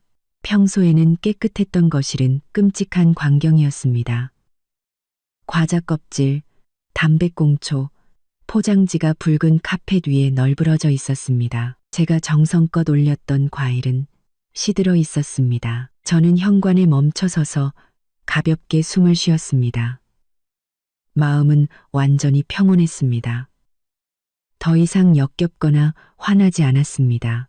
이기심과 무질서 속에서 사는 이 사람들이 불쌍할 뿐이었습니다. 그들은 저 없이는 살 수 없었습니다. 저는 집으로 들어가 신발을 벗고 곧장 침실로 향했습니다. 그들은 저 없이는 살 수 없었습니다. 남은 개인 물품을 챙겨야 했습니다. 시어머니가 부엌에서 누군가와 짜증 섞인 목소리로 통화하는 소리가 들렸습니다. 남편 민주는 더럽고 구겨진 셔츠를 입은 채 소파에 누워 스마트폰을 하고 있었습니다. 시아버지는 신문을 보고 계셨지만 눈빛은 긴장되어 보였습니다. 온 가족이 끔찍한 침묵 속에서 살고 있었습니다. 그 침묵은 하녀의 부재로 인한 불편함이 만들어낸 것이었습니다. 그들은 제가 돌아올 것을 알았지만 제가 무엇을 하러 돌아올지는 몰랐습니다. 저는 일부러 소리를 내며 계단을 올랐습니다. 즉시 세 사람 모두 고개를 들었습니다. 저는 그들의 얼굴에 나타나는 변화를 보았습니다. 저물 처음의 불쾌함은 이내 능숙한 가식으로 바뀌었습니다. 그들은 곧 환영의 연극을 시작할 참이었습니다. 저는 그 연극의 관객이자 마지막 장면의 감독이 될 준비가 되어 있었습니다. 시어머니가 가장 먼저 반응했습니다. 그녀는 스마트폰을 내려놓고 서둘러 일어섰습니다. 입가에는 가식적인 미소가 걸렸지만 눈에는 걱정과 함께 도구가 돌아왔다는 안도감이 서려 있었습니다. 서연이 왔구나. 네. 방금 왔어요. 저는 온기 없는 차분한 목소리로 답했습니다. 어머니는 안정되셔서 내일 퇴원하실 수 있어요. 걱정해 주셔서 감사해요, 어머님. 제 비꼬는 듯한 감사 인사에 시어머니는 잠시 멈칫했습니다. 그녀는 제 눈을 똑바로 쳐다보며 무언가 변했다는 것을 감지한 듯했지만 집안의 혼란에 정신이 팔려 제 기분을 알아차릴 겨를이 없었습니다. 시아버지도 일어서셨습니다. 목소리는 엄격했지만 안도감을 숨기지는 못했습니다. 돌아왔으면 됐다. 내 본분을 알아야지. 내가 말했잖니. 병원은 간호사가 있는 곳이고 우리 집 설은 너만이 챙길 수 있다고. 어쨌든 사부인이 고비를 넘기셨다니 다행이구나. 시아버지는 저희 어머니 얘기를 해결된 문제처럼 언급하고는 즉시 자신의 우선순위인 설날 문제로 돌아왔습니다. 남편 민주는 그제야 소파에서 어기적거리며 일어나 눈을 비볐습니다. 왔어? 난 당신이 나한테 화나서 안 오는 줄 알았네. 그는 또 뒷목을 극적이면서 책망하는 듯한 표정을 지었습니다. 이것 좀 봐. 당신 가고 나서 집이 시장 바닥 같아. 나랑 부모님은 설날부터 지금까지 찬밥만 먹고 있다고. 난 당신 없으니까 설 기분이 하나도 안 났어. 어서 옷 갈아입어. 나 배고파 죽겠어. 부엌 가서 소고기 쌀국수 한 그릇 끓여줘. 오늘 오후에 친구들 와서 마지막 명절 음식 먹기로 했단 말이야. 그것이 가식적인 환영 연극의 절정이었습니다. 안부 인사는 얇은 껍데기였고 첫 번째 명령으로 즉시 벗겨졌습니다. 부엌 가서 소고기 쌀국수 한 그릇 끓여줘. 저는 세 사람을 바라보았습니다. 제 시선은 텅 비어 아무런 감정도 담고 있지 않았습니다. 멀리서 저를 훔쳐보는 아가씨 민지를 보았습니다. 그녀의 얼굴에는 부끄러움과 함께 제가 이 더러운 설날을 구해주기 위해 청소에 뛰어들 것이라는 기대감이 섞여 있었습니다. 시어머니는 이제 어머니 안부를 다시 묻는 것조차 잊고 본론으로 들어갔습니다. 그녀는 부엌을 가리키며 말했습니다. 서연아, 빨리 부엌으로 가. 설날부터 쌓인 설거지가 산더미야. 그거 좀 치워줘. 다 하고 나면 냉장고에 뭐 있는지 보고 얼른 점심 좀 제대로 차려. 다들 배고파 죽으려고 해. 저는 가방을 꽉 쥔 채 조용히 서 있었습니다. 가방 안에는 50개의 증거가 담긴 스마트폰이 있었습니다. 저는 그들이 말을 다 하도록 이 집에서 저의 역할을 스스로 다시 정의하도록 내버려 두었습니다. 무급하녀. 이것이 제가 기다려온 순간이었습니다. 그들이 자신의 필요밖에 모르는 이기적인 본 모습을 드러내는 순간, 저는 시어머니를 올려다보고 민준을 똑바로 쳐다보았습니다. 저는 숨을 들이쉬었습니다. 평정을 되찾기 위해서가 아니라 운명적인 선언을 위한 추진력을 얻기 위해서였습니다. 저는 돌아왔습니다. 하지만 쌀국수를 끓이거나 설거지를 하러 온 것이 아니었습니다. 모든 것을 끝내기 위해 돌아왔습니다. 저는 시어머니의 기대에 찬 시선을 마주하며 서 있었습니다. 온 가족은 제가 고개를 끄덕이고 가방을 던져두고 마치 제시동된 기계처럼 어수선한 부엌으로 뛰어들기를 기다리고 있었습니다. 그것이 그들의 머릿속에 그려진 유일한 시나리오라는 것을 알았습니다. 시어머니는 여전히 부엌 쪽을 손가락으로 가리킨 채 초조하고 권위적인 표정을 짓고 있었습니다. 서연아, 내 말 들었지? 어서 부엌 가서 설거지부터 해. 이렇게 오래 놔두면 안 돼. 시어머니는 제 오랜 침묵에 약간 화가 난 목소리로 재촉했습니다. 저는 오른손을 들어 왼손에 꽉 쥔 가방을 가리켰습니다. 그리고 차분하고 냉정하게 입을 열었습니다. 처음으로 그들에게 이렇게 감정 없이 말하는 것이었습니다. 죄송해요, 어머님. 저 요리 안 해요. 그 소리는 크지 않았지만 봄맞이 음악 프로그램을 틀어놓은 TV 소리를 압도하며 넓은 거실 전체에 울려 퍼졌습니다. 온 집안이 죽음과 같은 침묵에 잠겼습니다. 시아버지, 시어머니, 그리고 민준의 얼굴은 마치 행동 도중에 얼어붙은 조각상처럼 굳어버렸습니다. 시어머니가 가장 먼저 침묵을 깼습니다. 그녀는 고개를 갸웃거리며 미간을 찌푸렸습니다. 마치 이해하기 어려운 외국어를 들은 사람 같았습니다. 방금 뭐라고 했니? 서연아, 내가 잘못 들었나 봐. 저는 반복했습니다. 이번에는 제 목소리가 더욱 단호했습니다. 부드러움이나 두려움은 조금도 없었습니다. 말씀드렸어요. 저 요리 안 한다고요. 민준 씨를 위해 쌀국수도 끓이지 않을 거고 설날부터 쌓인 설거지도 하지 않을 거예요. 저는 이제 어떤 집안일도 하지 않을 겁니다. 그 순간 그들의 얼굴에 떠올랐던 경악은 분노와 경멸로 바뀌었습니다. 그들은 10년의 결혼 생활 동안 저에게서 이런 태도를 본 적이 없었습니다. 시아버지는 즉시 손으로 테이블을 세게 내리쳤습니다. 유리 테이블이 덜컹거렸습니다. 서연아, 너 지금 무슨 막말을 하는 거냐? 친정에서 돌아오자마자 시부모한테 대드는 거냐? 내 분수를 알아야지. 내 본분을 알아야 한다고. 시아버지는 얼굴이 붉어진 채 소리쳤습니다. 권력이 도전받았다는 느낌에 분노한 것이었습니다. 남편 민준도 즉시 소파에서 벌떡 일어났습니다. 그의 얼굴은 짜증과 당혹감으로 가득했습니다. 너 지금 무슨 장난을 하는 거야? 병원에서 오자마자 버릇없이 구는 거야? 다들 배고파 죽겠는데. 내가 오늘 오후에 중요한 친구들 초대했다는 거 몰라? 도대체 왜 밥을 안 한다는 거야? 그는 도대체라는 단어를 썼습니다. 그가 아랫사람이나 하녀에게 화낼 때만 쓰는 단어였습니다. 저는 그의 눈을 똑바로 쳐다보았습니다. 민준 씨, 저는 당신이나 아버님, 어머님, 그리고 민지의 하녀가 아니에요. 저는 당신의 아내예요. 하지만 제가 3일간 집을 비운 동안 당신과 이 가족은 당신들이 저를 단지 무급하녀 역할로만 필요로 한다는 것을 증명했어요. 그리고 저는 오늘부로 그 역할에서 물러나려고 해요. 시어머니는 이제 이성을 잃기 시작했습니다. 그녀는 제게 다가와 제 얼굴에 대고 손가락질했습니다.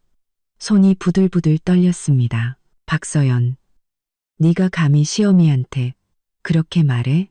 너는 어떤 며느리길래 그렇게 버릇이 없어? 집꼴이 어떤지 안 보여? 우리가 얼마나 힘들게 밥 먹었는지 몰라? 네가 맏며느리면서 설날에 시댁을 내팽개쳐. 너 지금 반란이라도 일으키는 거야? 네, 어머님, 반란이 아니에요. 제 목소리는 낮았지만 힘이 실려 있었습니다. 저는 단지 오래전부터 잘못된 관계를 끝내려는 것뿐이에요. 저는 시댁을 내팽개친 게 아니라 시댁에 대한 무급 봉사를 거부하는 것뿐이에요. 저는 어머니 등 뒤에 숨어 있던 아가씨 민지를 바라보았습니다. 제 차가운 거절은 그들의 가부장적이고 이기적인 벽에 첫 번째 큰 균열을 만들었습니다. 그들이 이 거절에 반응하기도 전에 저는 두 번째 공격을 가할 준비가 되어 있었습니다. 시아버지의 분노는 극에 달했습니다. 그는 제게 다가왔습니다.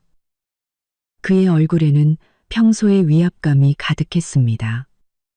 입 닥쳐. 그렇게 말하는 건 집을 나가겠다는 거냐? 이혼하겠다는 거냐? 이 집안 명예에 먹칠을 하겠다는 거야? 네가 나가고 싶다고 나갈 수 있을 것 같아? 너한테는 그럴 권리 없어. 저는 물러서지 않고 다른 행동을 취했습니다. 가방을 의자에 내려놓고 스마트폰을 꺼냈습니다. 바로 녹음 파일을 틀지 않고 메모 앱을 열었습니다. 그곳에는 제가 꼼꼼하게 정리해둔 50통의 전화와 메시지 요약본이 있었습니다. 네, 저는 집안 명예를 실추시키고 싶지 않아요. 아버님, 저는 단지 제 자신의 명예를 지키기 위해 진실을 밝히고 싶을 뿐이에요. 저는 침착하게 말했습니다. 무슨 진실? 네가 피해자인 척하는 거냐? 민준이 비웃었지만 목소리는 떨리고 있었습니다. 저는 스마트폰 화면을 쓸어내리며 준비된 목록을 찾았습니다. 대선 멍에타 딸을 3일, 정확히 72시간, 설 전전날 밤 9시부터 설날 밤 9시까지. 그 72시간 동안 저희 친어머니는 급성 맹장염으로 응급실에 실려가 생명이 위급한 수술을 받으셔야 했습니다. 저는 병원에서 어머니 곁을 지켜야 했어요. 그런데 그 생사가 걸린 72시간 동안 저는 이 가족으로부터 총 50번의 연락을 받았습니다. 세 사람 모두 의심의 눈초리로 저를 쳐다보았습니다. 50번이라는 숫자는 그들의 상상을 초월하는 듯 했습니다. 50번. 저는 모든 통화, 모든 음성 메시지를 빠짐없이 기록했습니다. 지금부터 그 50번의 연락 내용을 요약해서 들려드리겠습니다. 저는 읽기 시작했습니다. 제 목소리는 뉴스를 읽는 아나운서처럼 일정하고 완전히 객관적이고 냉정했습니다. 첫 번째, 아버님 통화. 12월 29일 저녁 7시. 내용. 오늘 저녁 뭐 먹냐? 나랑 내 어머니는 6시부터 밥 기다리는데 아무도 요리를 안 한다. 돌아오라고 명령한다. 수술에 대한 안부 한마디 없으셨습니다. 저는 시아버지를 올려다보았습니다. 그의 얼굴은 분노에서 창백함으로 변해 있었습니다. 그가 무슨 말을 하려 했지만 저는 기회를 주지 않았습니다. 남편 민준 씨 음성 메시지 12월 29일 밤 10시. 내용. 나 지금 친구들이랑 술 마시고 있어. 어머니가 갈비찜 할 사람 없다고 걱정하시길래 내가 걱정 마시라고 했어. 네가 와서 해줄 거라고. 난 네가 없으면 설이 아니야. 물질적 요구. 장모 건강에 대한 관심 없음. 민주는 마치 전기에 감전된 것처럼 한 걸음 뒤로 물러섰습니다. 그는 더듬거렸습니다. 나는 술에 취해서 그냥 헛소리한 거야. 저는 그 변명을 완전히 무시했습니다. 어머님 통화. 12월 30일 아침. 내용. 집이 돼지우리 같은 거 안 보여? 집을 내팽개치고 남편을 내버려 두고 와서 스웨터 빨래해. 네가 우리 집안 망신 다 시키고 있어. 명예를 이용한 가스라이팅. 사부인이 병원에 누워 계신 것에 대한 관심 없음. 시어머니는 몸을 떨었습니다. 나는 그냥 설날이 걱정돼서 그런 거야. 서연아. 그리고 아가씨 민지 통화. 12월 30일 오후. 내용. 언니가 와서 다시 닦아줘.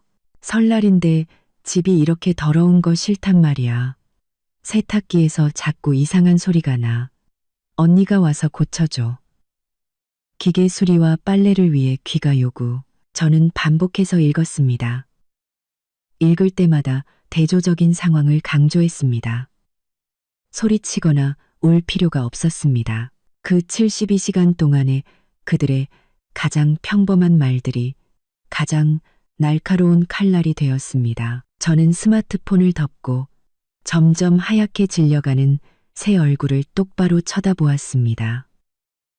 이 50번의 연락 동안 단 한 번도 어머니는 좀 어떠시니? 너는 힘들지 않니?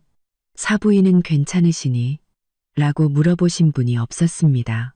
제가 들은 것이라고는 밥, 차례상, 갈비찜, 전, 행주, 세탁기, 그리고 이 집안의 체면뿐이었습니다. 침묵이 흘렀습니다. 항상 자신이 엄격하고 옳다고 생각했던 시아버지는 결국 아무런 반박도 하지 못했습니다. 그는 마치 자신이 내놓은 증거에 의해 유죄 판결을 받은 판사처럼 서 있었습니다. 처음으로 그의 권위와 위엄이 적나라한 진실 앞에서 완전히 무너졌습니다. 저는 그들의 무관심을 이용해 그들이 10년간 쌓아올린 위선을 산산조각 냈습니다. 숨막히는 침묵이 이어졌습니다. 마침내 시어머니가 입을 열었습니다. 목소리는 힘이 없었고 마지막 남은 명예를 붙잡으려는 듯했습니다. 서연아, 네가 오해한 거야. 나는 그냥 네가 걱정돼서, 네가 워낙 살림을 잘하니까 너한테 부탁한 거지. 네 엄마를 신경 안 쓴 게 아니야. 저는 그 변명을 받아들이지 않았습니다. 이제 저는 이 결혼의 핵심적인 진실을 말해야 했습니다. 어머님, 죄송하지만 저는 오해하지 않았어요. 저는 아주 잘 알고 있어요. 지난 10년간 저는 이 집에서 살면서 제가 아내이고 며느리이고 가족의 일원이라고 믿었어요. 하지만 제가 친어머니의 생사가 걸린 일로 단 72시간 집을 비운 사이 여러분은 이 관계의 진짜 본질을 스스로 폭로하셨어요. 저는 과자 껍질과 담배꽁초가 널린 거실 중앙으로 천천히 걸어갔습니다. 여러분은 아내가 필요한 게 아니었어요. 며느리가 필요한 것도 아니었고요.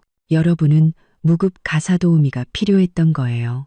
저는 멈춰서서 한 글자 한 글자 강조했습니다. 저는 민준 씨의 아내가 아니라 이 가족 전체의 무급 집사였어요. 제가 갈비찜 같은 고급 요리를 해야 했던 건 제가 가족을 사랑해서가 아니라 여러분이 체면을 지키기 위해 그 제품이 필요했기 때문이에요. 제가 3층 집을 청소해야 했던 건 제가 살림 잘하는 여자여서가 아니라 여러분이 게으르고 무능해서 스스로 설거지 하나 그리고 그리고 세탁기 버튼 하나 누를 수 없었기 때문이에요. 저는 제 경력, 엄마와 함께할 시간, 제 청춘을 희생해서 가정적인 여자라는 이름표를 얻었어요. 하지만 사실 여러분에게 저는 편리한 도구에 불과했어요. 시아버지는 이 노골적인 고발을 견딜 수 없었습니다. 그는 손을 휘저으며 외쳤습니다. 입 닥쳐. 무슨 소리를 하는 거야? 부부는 의무고 정이야. 네가 감히 하녀라고 말해? 네. 그건 여러분이 저한테 가르쳐 주신 거예요. 아버님, 저는 눈물 한 방울 없이 대답했습니다. 제가 아프고 피곤할 때마다 저한테 안부 물어보셨나요? 아니면 오늘 저녁 뭐 먹냐고만 물으셨나요? 저희 엄마가 사경을 헤맬 때 안부 물어보셨나요? 아니면 누가 전 부치고 누가 설거지할 거냐고만 물으셨나요? 여러분의 무관심이 제 헌신을 증거로 만들었고 제 희생을 제가 이행해야 하는 노동계약으로 만들었어요. 그리고 오늘 저는 이 계약을 해지하려고 합니다. 아가씨 민지가 마침내 입을 열었습니다. 목소리는 작고 부끄러움으로 가득했습니다. 언니, 죄송해요. 그 사과는 너무 늦었어. 민지야. 저는 단호하게 그녀의 말을 끊었습니다. 언니는 사과가 필요한 게 아니야. 존중과 공정함이 필요해. 그리고 언니는 이 50통의 전화 목록을 보면서 그걸 스스로 찾았어. 저는 민준에게 돌아섰습니다. 그는 분노, 상실감, 그리고 두려움이 뒤섞인 눈으로 저를 보고 있었습니다. 편안함을 잃을까, 한여를 잃을까 두려워하는 모습이었습니다. 민준 씨, 우리는 10년을 결혼했지만 당신은 단 한 번도 저를 제대로 본 적이 없어요. 당신은 그저 살림하는 여자의 그림자만 봤을 뿐이에요. 저는 더 이상 이렇게 착취당하는 삶을 살 수 없어요. 저는 숨을 한 번 들이쉬고 단호하게 선언했습니다. 이러한 이유들과 더 이상 돌이킬 수 없을 정도로 오래 지속된 무관심 때문에 저는 이혼 소송을 제기합니다. 이 선언은 질문이나 협박이 아니었습니다. 이미 결정된 판결이었습니다. 제 말이 끝나자마자 온 집안이 혼란 속에서 폭발하는 듯 했습니다. 시어머니는 비명을 지르며 두 손으로 얼굴을 감싸고 소파에 주저앉아 익숙한 통곡 연기를 시작했습니다. 세상에, 서연아, 네가 지금 무슨 짓을 하는 거야? 이 어미를 화병으로 죽일 셈이야. 이 집안을 풍비박산낼 작정이야. 시아버지는 분노로 몸을 떨었습니다. 그는 저를 향해 손가락질하며 독화살 같은 말을 쏟아냈습니다. 네가 뭔데 감히 이혼을 요구해? 네가 지금 무슨 짓을 하는지 알고나 있는 거야? 이 집안 명예를 생각해. 친척들, 이웃들 앞에서 우리 체면을 생각하라고. 너는 배은망덕한 년이야. 가정의 행복을 파괴하려는 거냐? 아니요, 아버님. 파괴하는 게 아니에요. 저는 놀라울 정도로 굳건한 목소리로 답했습니다. 저는 제 자신의 고통을 끝내는 것뿐이에요. 이 가정의 행복은 제가 무급파녀로 전락했을 때 이미 오래전에 깨졌어요. 집안의 명예는 제가 3층 집을 청소하고 수십 개의 차례상을 차리면서 지켜야 했죠. 이제 저는 그 일을 하지 않겠습니다. 남편 민준이 가장 복잡한 반응을 보였습니다. 처음에는 도전에 대한 분노, 그 다음에는 극심한 공포였습니다. 그는 이혼이 곧 영원한 편안함의 상실, 그의 갈비찜을 해주는 사람의 상실을 의미한다는 것을 잘 알았습니다. 그는 제게 달려와 손을 잡으려 했지만 저는 피했습니다. 그는 즉시 가짜 애정 공세와 매달리기로 전략을 바꿨습니다. 서연아, 진정해. 내가 잘못했어. 미안해. 내가 약속할게. 나 변할게. 내가 집안일 도와줄게. 더 이상 너 혼자 아무것도 안 하게 할게. 나 아직 너 사랑하잖아. 나한테 이러지 마. 나 아직 너 사랑하잖아라는 그 말에 쓴웃음이 나왔습니다. 저는 뉘우치는 척하는 그의 눈을 똑바로 쳐다보았습니다. 민준 씨, 당신이 날 사랑했다면 친어머니가 수술 받는 동안 나를 혼자 내버려 두고 술 마시러 가서 음식 차리러 오라고 재촉하지 않았을 거예요. 당신이 날 사랑했다면 이 집을 이렇게 난장판으로 만들고 내가 돌아와 치우기만 기다리지 않았을 거예요. 10년 동안 당신은 변하지 않았고 저는 제 남은 인생을 당신의 헛된 약속에 걸지 않을 거예요. 시어머니가 소리쳤습니다. 박서연, 네가 이혼하고 잘 살 수 있을 것 같아? 친정에 돌아가면 사람들이 손가락질할 거야. 넌 이혼녀 딱지 붙고 아무도 널 받아주지 않을 거라고. 네, 어머님 감수할게요. 저는 단호하게 말했습니다. 이 집에서 고통받고 이용당하는 아내로 사느니 차라리 자유롭고 행복한 이혼녀가 되겠어요. 저는 그들이 생각하거나 쉴 틈을 주지 않았습니다. 저는 선언했고 이제 행동할 것이었습니다. 저는 등을 돌려 남은 개인 물품을 챙기러 계단을 올랐습니다. 시댁 식구들은 혼란에 빠져 저를 막지 못했습니다. 이혼 선언은 공식적으로 이루어졌고 불공평한 결혼 생활의 종말을 고했습니다. 저는 계단을 올랐습니다. 제 발소리는 폭풍이 지나간 후 고요해진 집안에 울려 퍼졌습니다. 시어머니가 흐느끼기 시작하는 소리, 시아버지가 다시 테이블을 치는 소리, 그리고 민준이 저를 부르는 소리가 들렸습니다. 서연아, 당장 내려와. 가면 안 돼. 저는 돌아보지 않았습니다. 이것이 그들의 마지막 가스라이팅이라는 것을 알았습니다. 그들은 매달리고 애원하고 협박하는 모든 수단을 동원해 저를 무급하녀 역할로 되돌리려 할 것이었습니다. 제가 침실에 들어서자 민준도 따라 들어왔습니다. 그는 문을 막아섰습니다. 얼굴에는 애처로움과 분노가 뒤섞여 있었습니다. 서연아, 솔직히 말해. 장난하는 거지? 설날 일 때문에 화난 거 아는데. 그래도 우리 가족을 생각해야지. 내가 10년 동안 널 사랑했잖아. 그는 저를 안으려 했지만 저는 팔로 가볍게 그를 밀어냈습니다. 민준 씨, 장난 아니에요. 저는 침착하게 그를 지나쳐 옷장으로 갔습니다. 당신의 사랑은 내가 계속 희생하기에는 부족해요. 이 뒤늦은 애원은 필요 없어요. 비켜줘요. 짐 싸야 해요. 내가 변할게. 약속한다니까. 민준이 소리쳤습니다. 그의 얼굴은 땀으로 젖어 있었습니다. 내가 도와줄게. 내가 직접 밥도 하고 가사 도우미도 고용할게. 네가 원하는 건 뭐든 해줄게. 이혼만은 안 돼. 가사 도우미를 고용한다고요? 그것 봐요. 당신은 여전히 하녀 생각뿐이잖아요.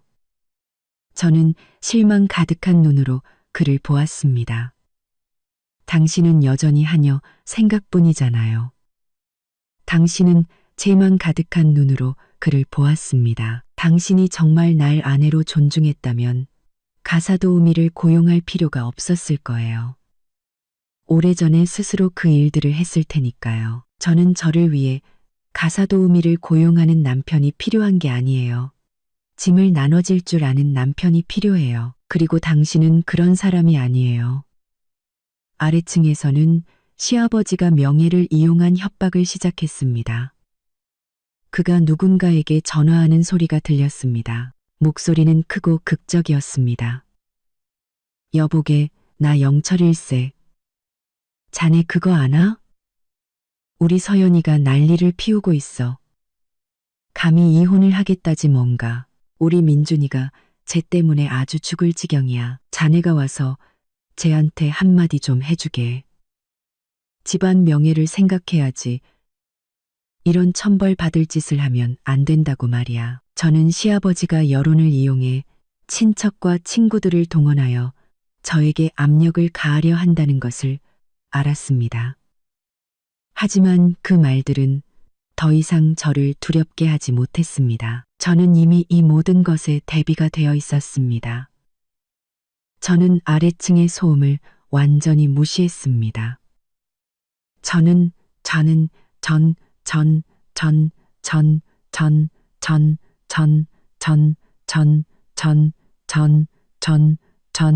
저는 제 일을 계속했습니다.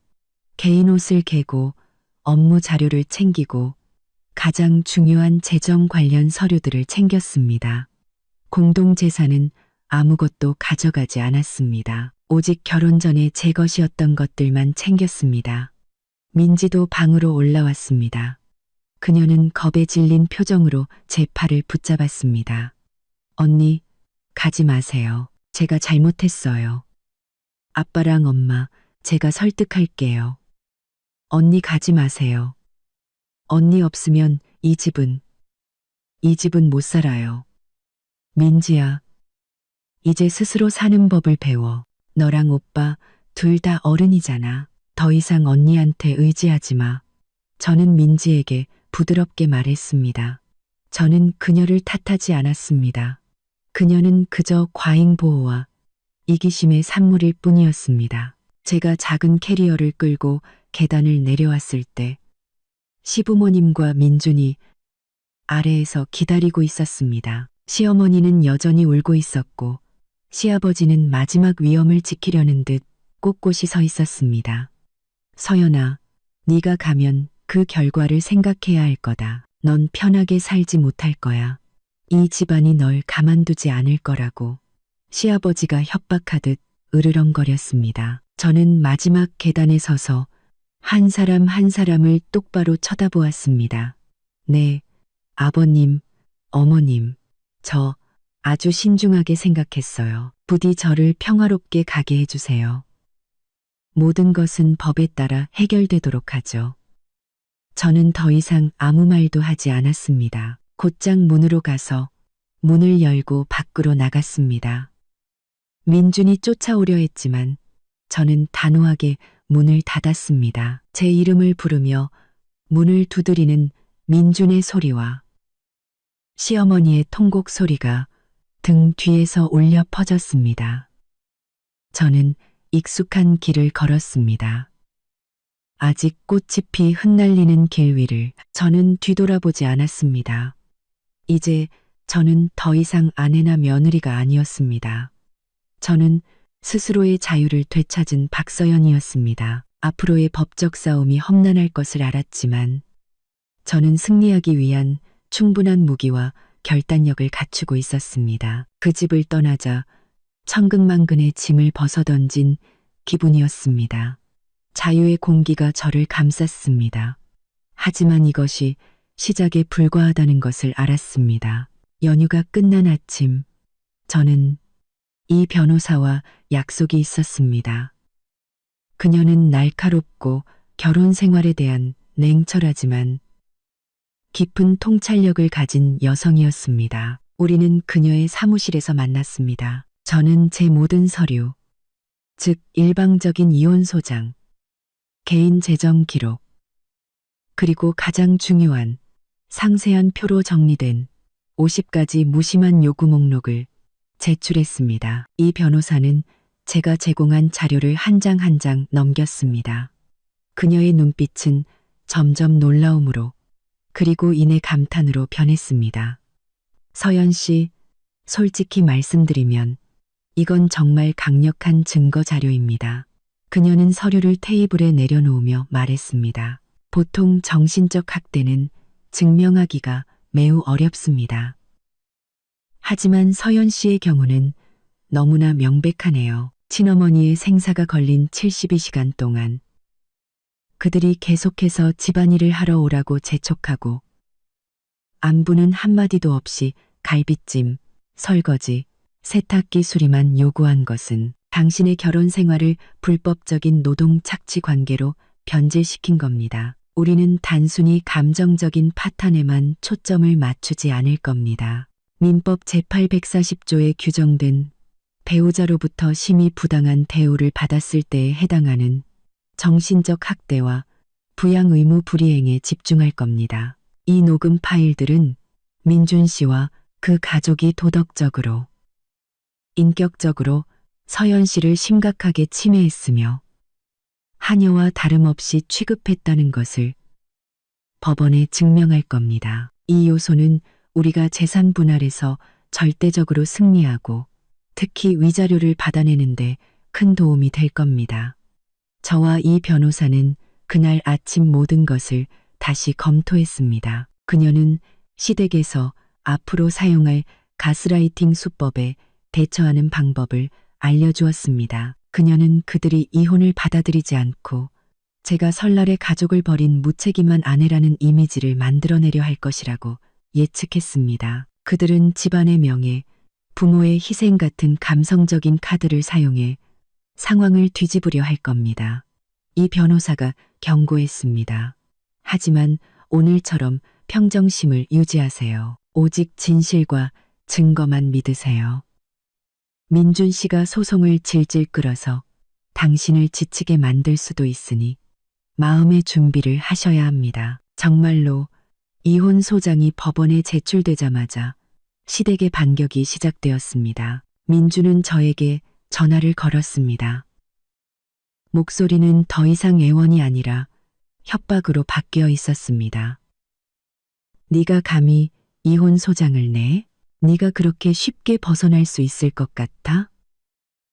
내가 법정에서 네가 얼마나 무책임한 아내인지 다 말해버릴 거야. 설날에 집 나가고 남편 버린 여자라고. 민준 씨, 당신이 하고 싶은 말 다 하세요.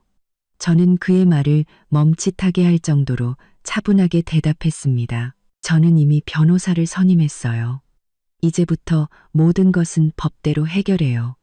당신과 더 이상 말싸움하지 않을 거예요. 시어머니는 메신저로 장문의 글을 보냈습니다. 음성 메시지가 아니라 눈물로 가득한 글자들이었습니다. 저를 약하게 만들기 위해 부모의 은혜를 들먹였습니다. 서연아, 부모님을 생각해야지. 우리가 민준이를 어떻게 키웠고 너희 둘 생활을 위해 얼마나 애썼는데. 네가 이러는 건 배은망덕한 짓이야. 돌아와. 우리가 앞으로 더 잘해주겠다고 약속할게. 친척들 앞에서 우리 망신시키지 마. 저는 그 메시지를 읽고 이 변호사의 조언대로 짧게 답장했습니다. 모든 것이 너무 늦었습니다. 죄송하지만 저는 모든 문제를 변호사에게 위임했습니다. 그 후 몇 주 동안 저는 친정으로 완전히 이사해 어머니를 돌보며 제 일에 집중했습니다. 법원에서 오는 소환장을 받는 것을 제외하고는 시댁과의 모든 연락을 끊었습니다. 더 이상 분노나 상처에 에너지를 낭비하지 않았습니다. 저는 오직 하나의 목표, 이혼, 승리, 그리고 자유에만 집중했습니다. 첫 재판날, 저는 옅은 크림색의 오피스룩을 입고 가볍게 화장하고 머리를 단정하게 올렸습니다. 저는 이 변호사와 함께 법정으로 들어갔습니다. 그녀의 손에는 녹음 파일과 50통의 전화 목록이 담긴 서류철이 들려 있었습니다. 작은 법정에는 몇 사람밖에 없었습니다. 시댁 쪽에서는 민준, 시아버지, 그리고 시어머니가 와 있었습니다. 세 사람 모두 정장을 차려입었지만 눈에는 긴장, 분노, 그리고 두려움이 역력했습니다. 그들은 마치 저를 원수, 자신들의 인생을 파괴한 사람처럼 쳐다보았습니다. 시어머니는 여전히 불쌍한 시어머니 역할을 연기하려 애썼습니다. 그녀는 계속해서 한숨을 쉬며 레이스 손수건으로 가짜 눈물을 닦았습니다. 시아버지는 꼿꼿이 앉아 며느리에게 고통받는 점자는 집안이라는 인상을 주려 애썼습니다. 재판이 시작되었습니다. 민준 측 변호사는 제가 일방적으로 집을 나가고 설날에 남편을 돌보지 않았으며 혼인 파탄의 원인을 제공했다고 주장했습니다. 이 변호사의 차례가 되자 그녀는 감정에 대해 길게 말하지 않았습니다. 오직 물적 증거에만 집중했습니다. 존경하는 재판장님, 원고 박서연 씨가 72시간 동안 집을 비운 것은 사실입니다. 하지만 그 이유는 수술받은 친어머니를 간호하기 위함이었습니다. 이를 증명할 진단서를 제출합니다. 그리고 그녀는 핵심으로 바로 들어갔습니다. 그리고 그 72시간 동안 저희는 이 관계의 실제 성격을 증명할 요약 자료를 제출합니다. 피고 측 가족으로부터 50번의 연락 중 단 한 번도 원고의 어머니 건강에 대한 안부 인사가 없었음을 확인해 주시기 바랍니다. 모든 내용은 원고가 돌아와 요리 등 가사 서비스를 제공하라는 요구였습니다. 이 변호사는 법원에 신중하게 선택된 녹음 파일 하나를 재생해달라고 요청했습니다. 그것은 갈비찜에 대한 민준의 음성 메시지였습니다. 법정 안에 민준의 목소리가 선명하게 울려 퍼졌습니다. 술자리에 시끄러운 배경음악이 섞여 있었습니다. 어머니가 갈비찜 할 사람 없다고 걱정하시길래 내가 걱정 마시라고 했어. 네가 와서 해줄 거라고. 난 네가 없으면 설이 아니야. 법정 전체가 조용해졌습니다. 시아버지와 시어머니의 얼굴은 창피함으로 어두워졌습니다. 민준은 변호사 옆에서 땀을 흘리고 있었습니다. 이 변호사는 말을 이었습니다. 존경하는 재판장님, 바로 이 증거가 원고 박서연 씨가 아내로서가 아니라 가사 도우미, 즉 시댁의 식사와 체면 유지를 위한 도구로서 취급받았음을 보여줍니다. 이것은 장기간에 걸친 정신적 학대이며 원고가 극심한 모욕감과 피로를 느껴 이혼 소송을 제기할 수밖에 없었던 이유입니다. 민준의 변호사는 그것이 단지 술에 취한 말이며 민준은 좋은 남편이었다고 반박하려 했습니다. 재판장이 민준에게 돌아섰습니다. 피고, 방금 재생된 녹음 파일 내용에 동의합니까? 민준은 계속해서 눈치를 주는 부모의 압박에 못 이겨 거짓말을 하려 했습니다. 네, 그건 충동적으로 한 말입니다. 저는 그런 뜻이 아니었습니다.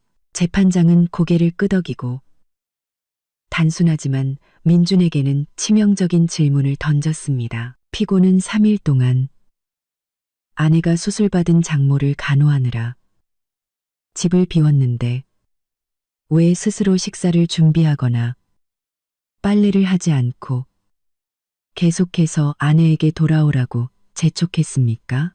민준은 당황했습니다. 그는 합리적인 설명을 찾지 못했습니다. 사실 그는 그런 일을 해본 적이 없었기 때문입니다. 당황하고 자신을 쏘아보는 시아버지의 압박 속에서 민준은 자신도 예상치 못한 무심코 한 말을 내뱉었습니다. 존경하는 재판장님, 저는 그냥 아내가 돌아와서 가족들이 즐겁고 맛있는 명절 음식을 먹기를 바랐을 뿐입니다. 저는 그런 자잘한 일들을 직접 하고 싶지 않았습니다. 저는 그런 자잘한 일들을 직접 하고 싶지 않았습니다. 라는 민준의 말은 즉시 이 변호사에 의해 기록되고 강조되었습니다. 그녀는 일어서서 단호하게 말했습니다. 존경하는 재판장님, 피고의 자백이 그의 절대적인 이기심과 피고와 그 가족이 원고의 가사노동을 단지 자잘한 일로 여겼다는 사실을 증명합니다. 이것은 아내의 인격과 노고에 대한 모독입니다. 원고는 노동력을 착취당하고 정신적 학대를 받았습니다. 저희는 이혼 청구를 인용하고 합당한 위자료를 산정해 주실 것을 요청합니다. 재판장의 시선은 이제 완전히 저에게로 기울어져 있었습니다. 법정에서의 민준의 무심코한 자백은 이 결혼을 유지하려던 그의 가족의 모든 희망을 끝장냈습니다. 재판장의 시선은 재판은 2시간의 치열한 공방 끝에 끝났습니다. 법원이 판결을 위해 휴정했을 때 시아버지와 시어머니는 저를 한 번도 쳐다보지 않고 법정을 나섰습니다. 그들의 얼굴은 창백했습니다. 아내나 며느리를 잃을까 두려워서가 아니라 체면과 돈을 잃을까 두려워서였습니다. 저와 이 변호사는 기다렸습니다. 그녀는 안심한 듯 미소 지었습니다. 서연 씨, 이겼어요. 민준 씨의 발언은 법적인 자살행위였어요. 법원은 이렇게 명백한 정신적 학대 증거를 무시할 수 없을 겁니다. 약 1시간 후 재판장이 돌아와 판결을 낭독했습니다. 원고 박서연이 제출한 증거, 즉 피고 민준과 그 가족의 장기간에 걸친 무관심과 인격 모독을 보여주는 녹음 파일 등을 검토한 결과, 그리고 피고의 법정 진술을 종합하여 법원은 박서연과 민준의 혼인 관계가 심각하게 파탄에 이르렀으며 공동생활을 지속할 수 없다고 판단한다. 이에 법원은 원고 박서연의 이혼 청구를 인용한다. 심장이 세차게 뛰었습니다. 이혼이 허락되었습니다. 그것은 자유의 판결이었습니다. 금혼 단권의 판결이었습니다. 판결의 다음 부분은 재산과 위자료에 관한 것이었습니다. 저의 철저한 개인 재정 준비와 이 변호사의 날카로움 덕분에 저는 예상을 훨씬 뛰어넘는 보상을 받게 되었습니다. 공동재산 및 정신적 손해배상에 관하여 법원은 피고 민준이 원고 박서연에게 혼인 기간 동안의 기여분과 위자료 명목으로 총 2억 원을 지급할 것을 명한다. 이 금액은 판결 효력 발생일로부터 30일 이내에 지급되어야 한다. 2억 원. 그 숫자는 단지 돈이 아니었습니다. 그것은 지난 10년간 제가 감내해야 했던 노동과 정신적 상처에 대한 법의 인정이었습니다. 재판장이 재판 종료를 선언했을 때 저는 일어섰습니다.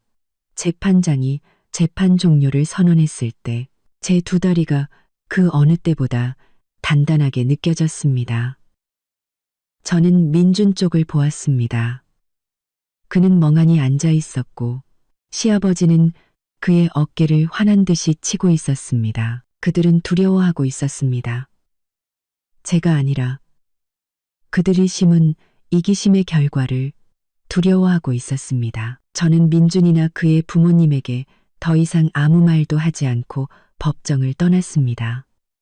이 변호사가 제 옆에서 걸었습니다. 법원 문을 나서자 눈부신 햇살이 제 얼굴에 쏟아졌습니다. 더 이상 차가웠던 설 연휴의 햇살이 아니었습니다.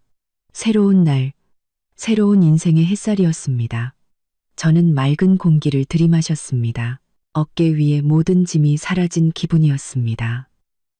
저는 친정으로 돌아가 어머니와 함께 새로운 삶을 시작했습니다. 위자료로 받은 돈으로 저는 오랫동안 꿈꿔왔던 저만의 사업에 투자하기로 결정했습니다.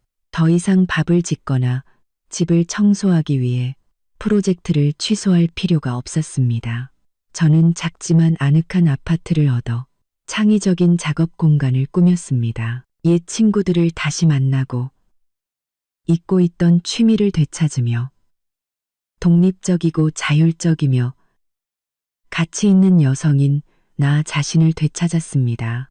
몇 달 후 저는 길에서 우연히 민준을 보았습니다. 그는 초췌하고 수염도 깎지 않았으며 피곤해 보였습니다. 예전의 오만함은 찾아볼 수 없었습니다. 제가 떠난 후 시어머니와 민지가 직접 집안일을 하게 되면서 수많은 갈등이 생겼다고 들었습니다. 저는 자신감 있는 미소와 굳건한 눈빛으로 뒤돌아보지 않고 제 갈 길을 갔습니다. 더 이상 그들을 원망하거나 동정하지 않았습니다. 오직 제가 싸워서 얻어낸 자유에 대한 행복감만을 느꼈습니다. 그 결혼은 제게 값비싼 교훈을 주었습니다. 저의 가치는 앞치마나 차례상에 있는 것이 아니라 진정한 존중과 사랑에 있다는 것을. 그것을 깨닫는 데 10년이 걸렸지만 저는 72시간의 위기와 50개의 무심한 증거를 이용해 제 남은 인생 전체를 되찾았습니다. 저는 새로운 길, 자유와 풍요, 그리고 온전히 제 삶의 주인이 되는 길을 계속 걸어나갔습니다. 더 이상 이기심과 무관심이라는 어떤 족쇄에도 묶여 있지 않았습니다. 마지막까지 들어주신 시청자 여러분께 진심으로 감사드립니다. 다음 영상에서 다시 뵙겠습니다.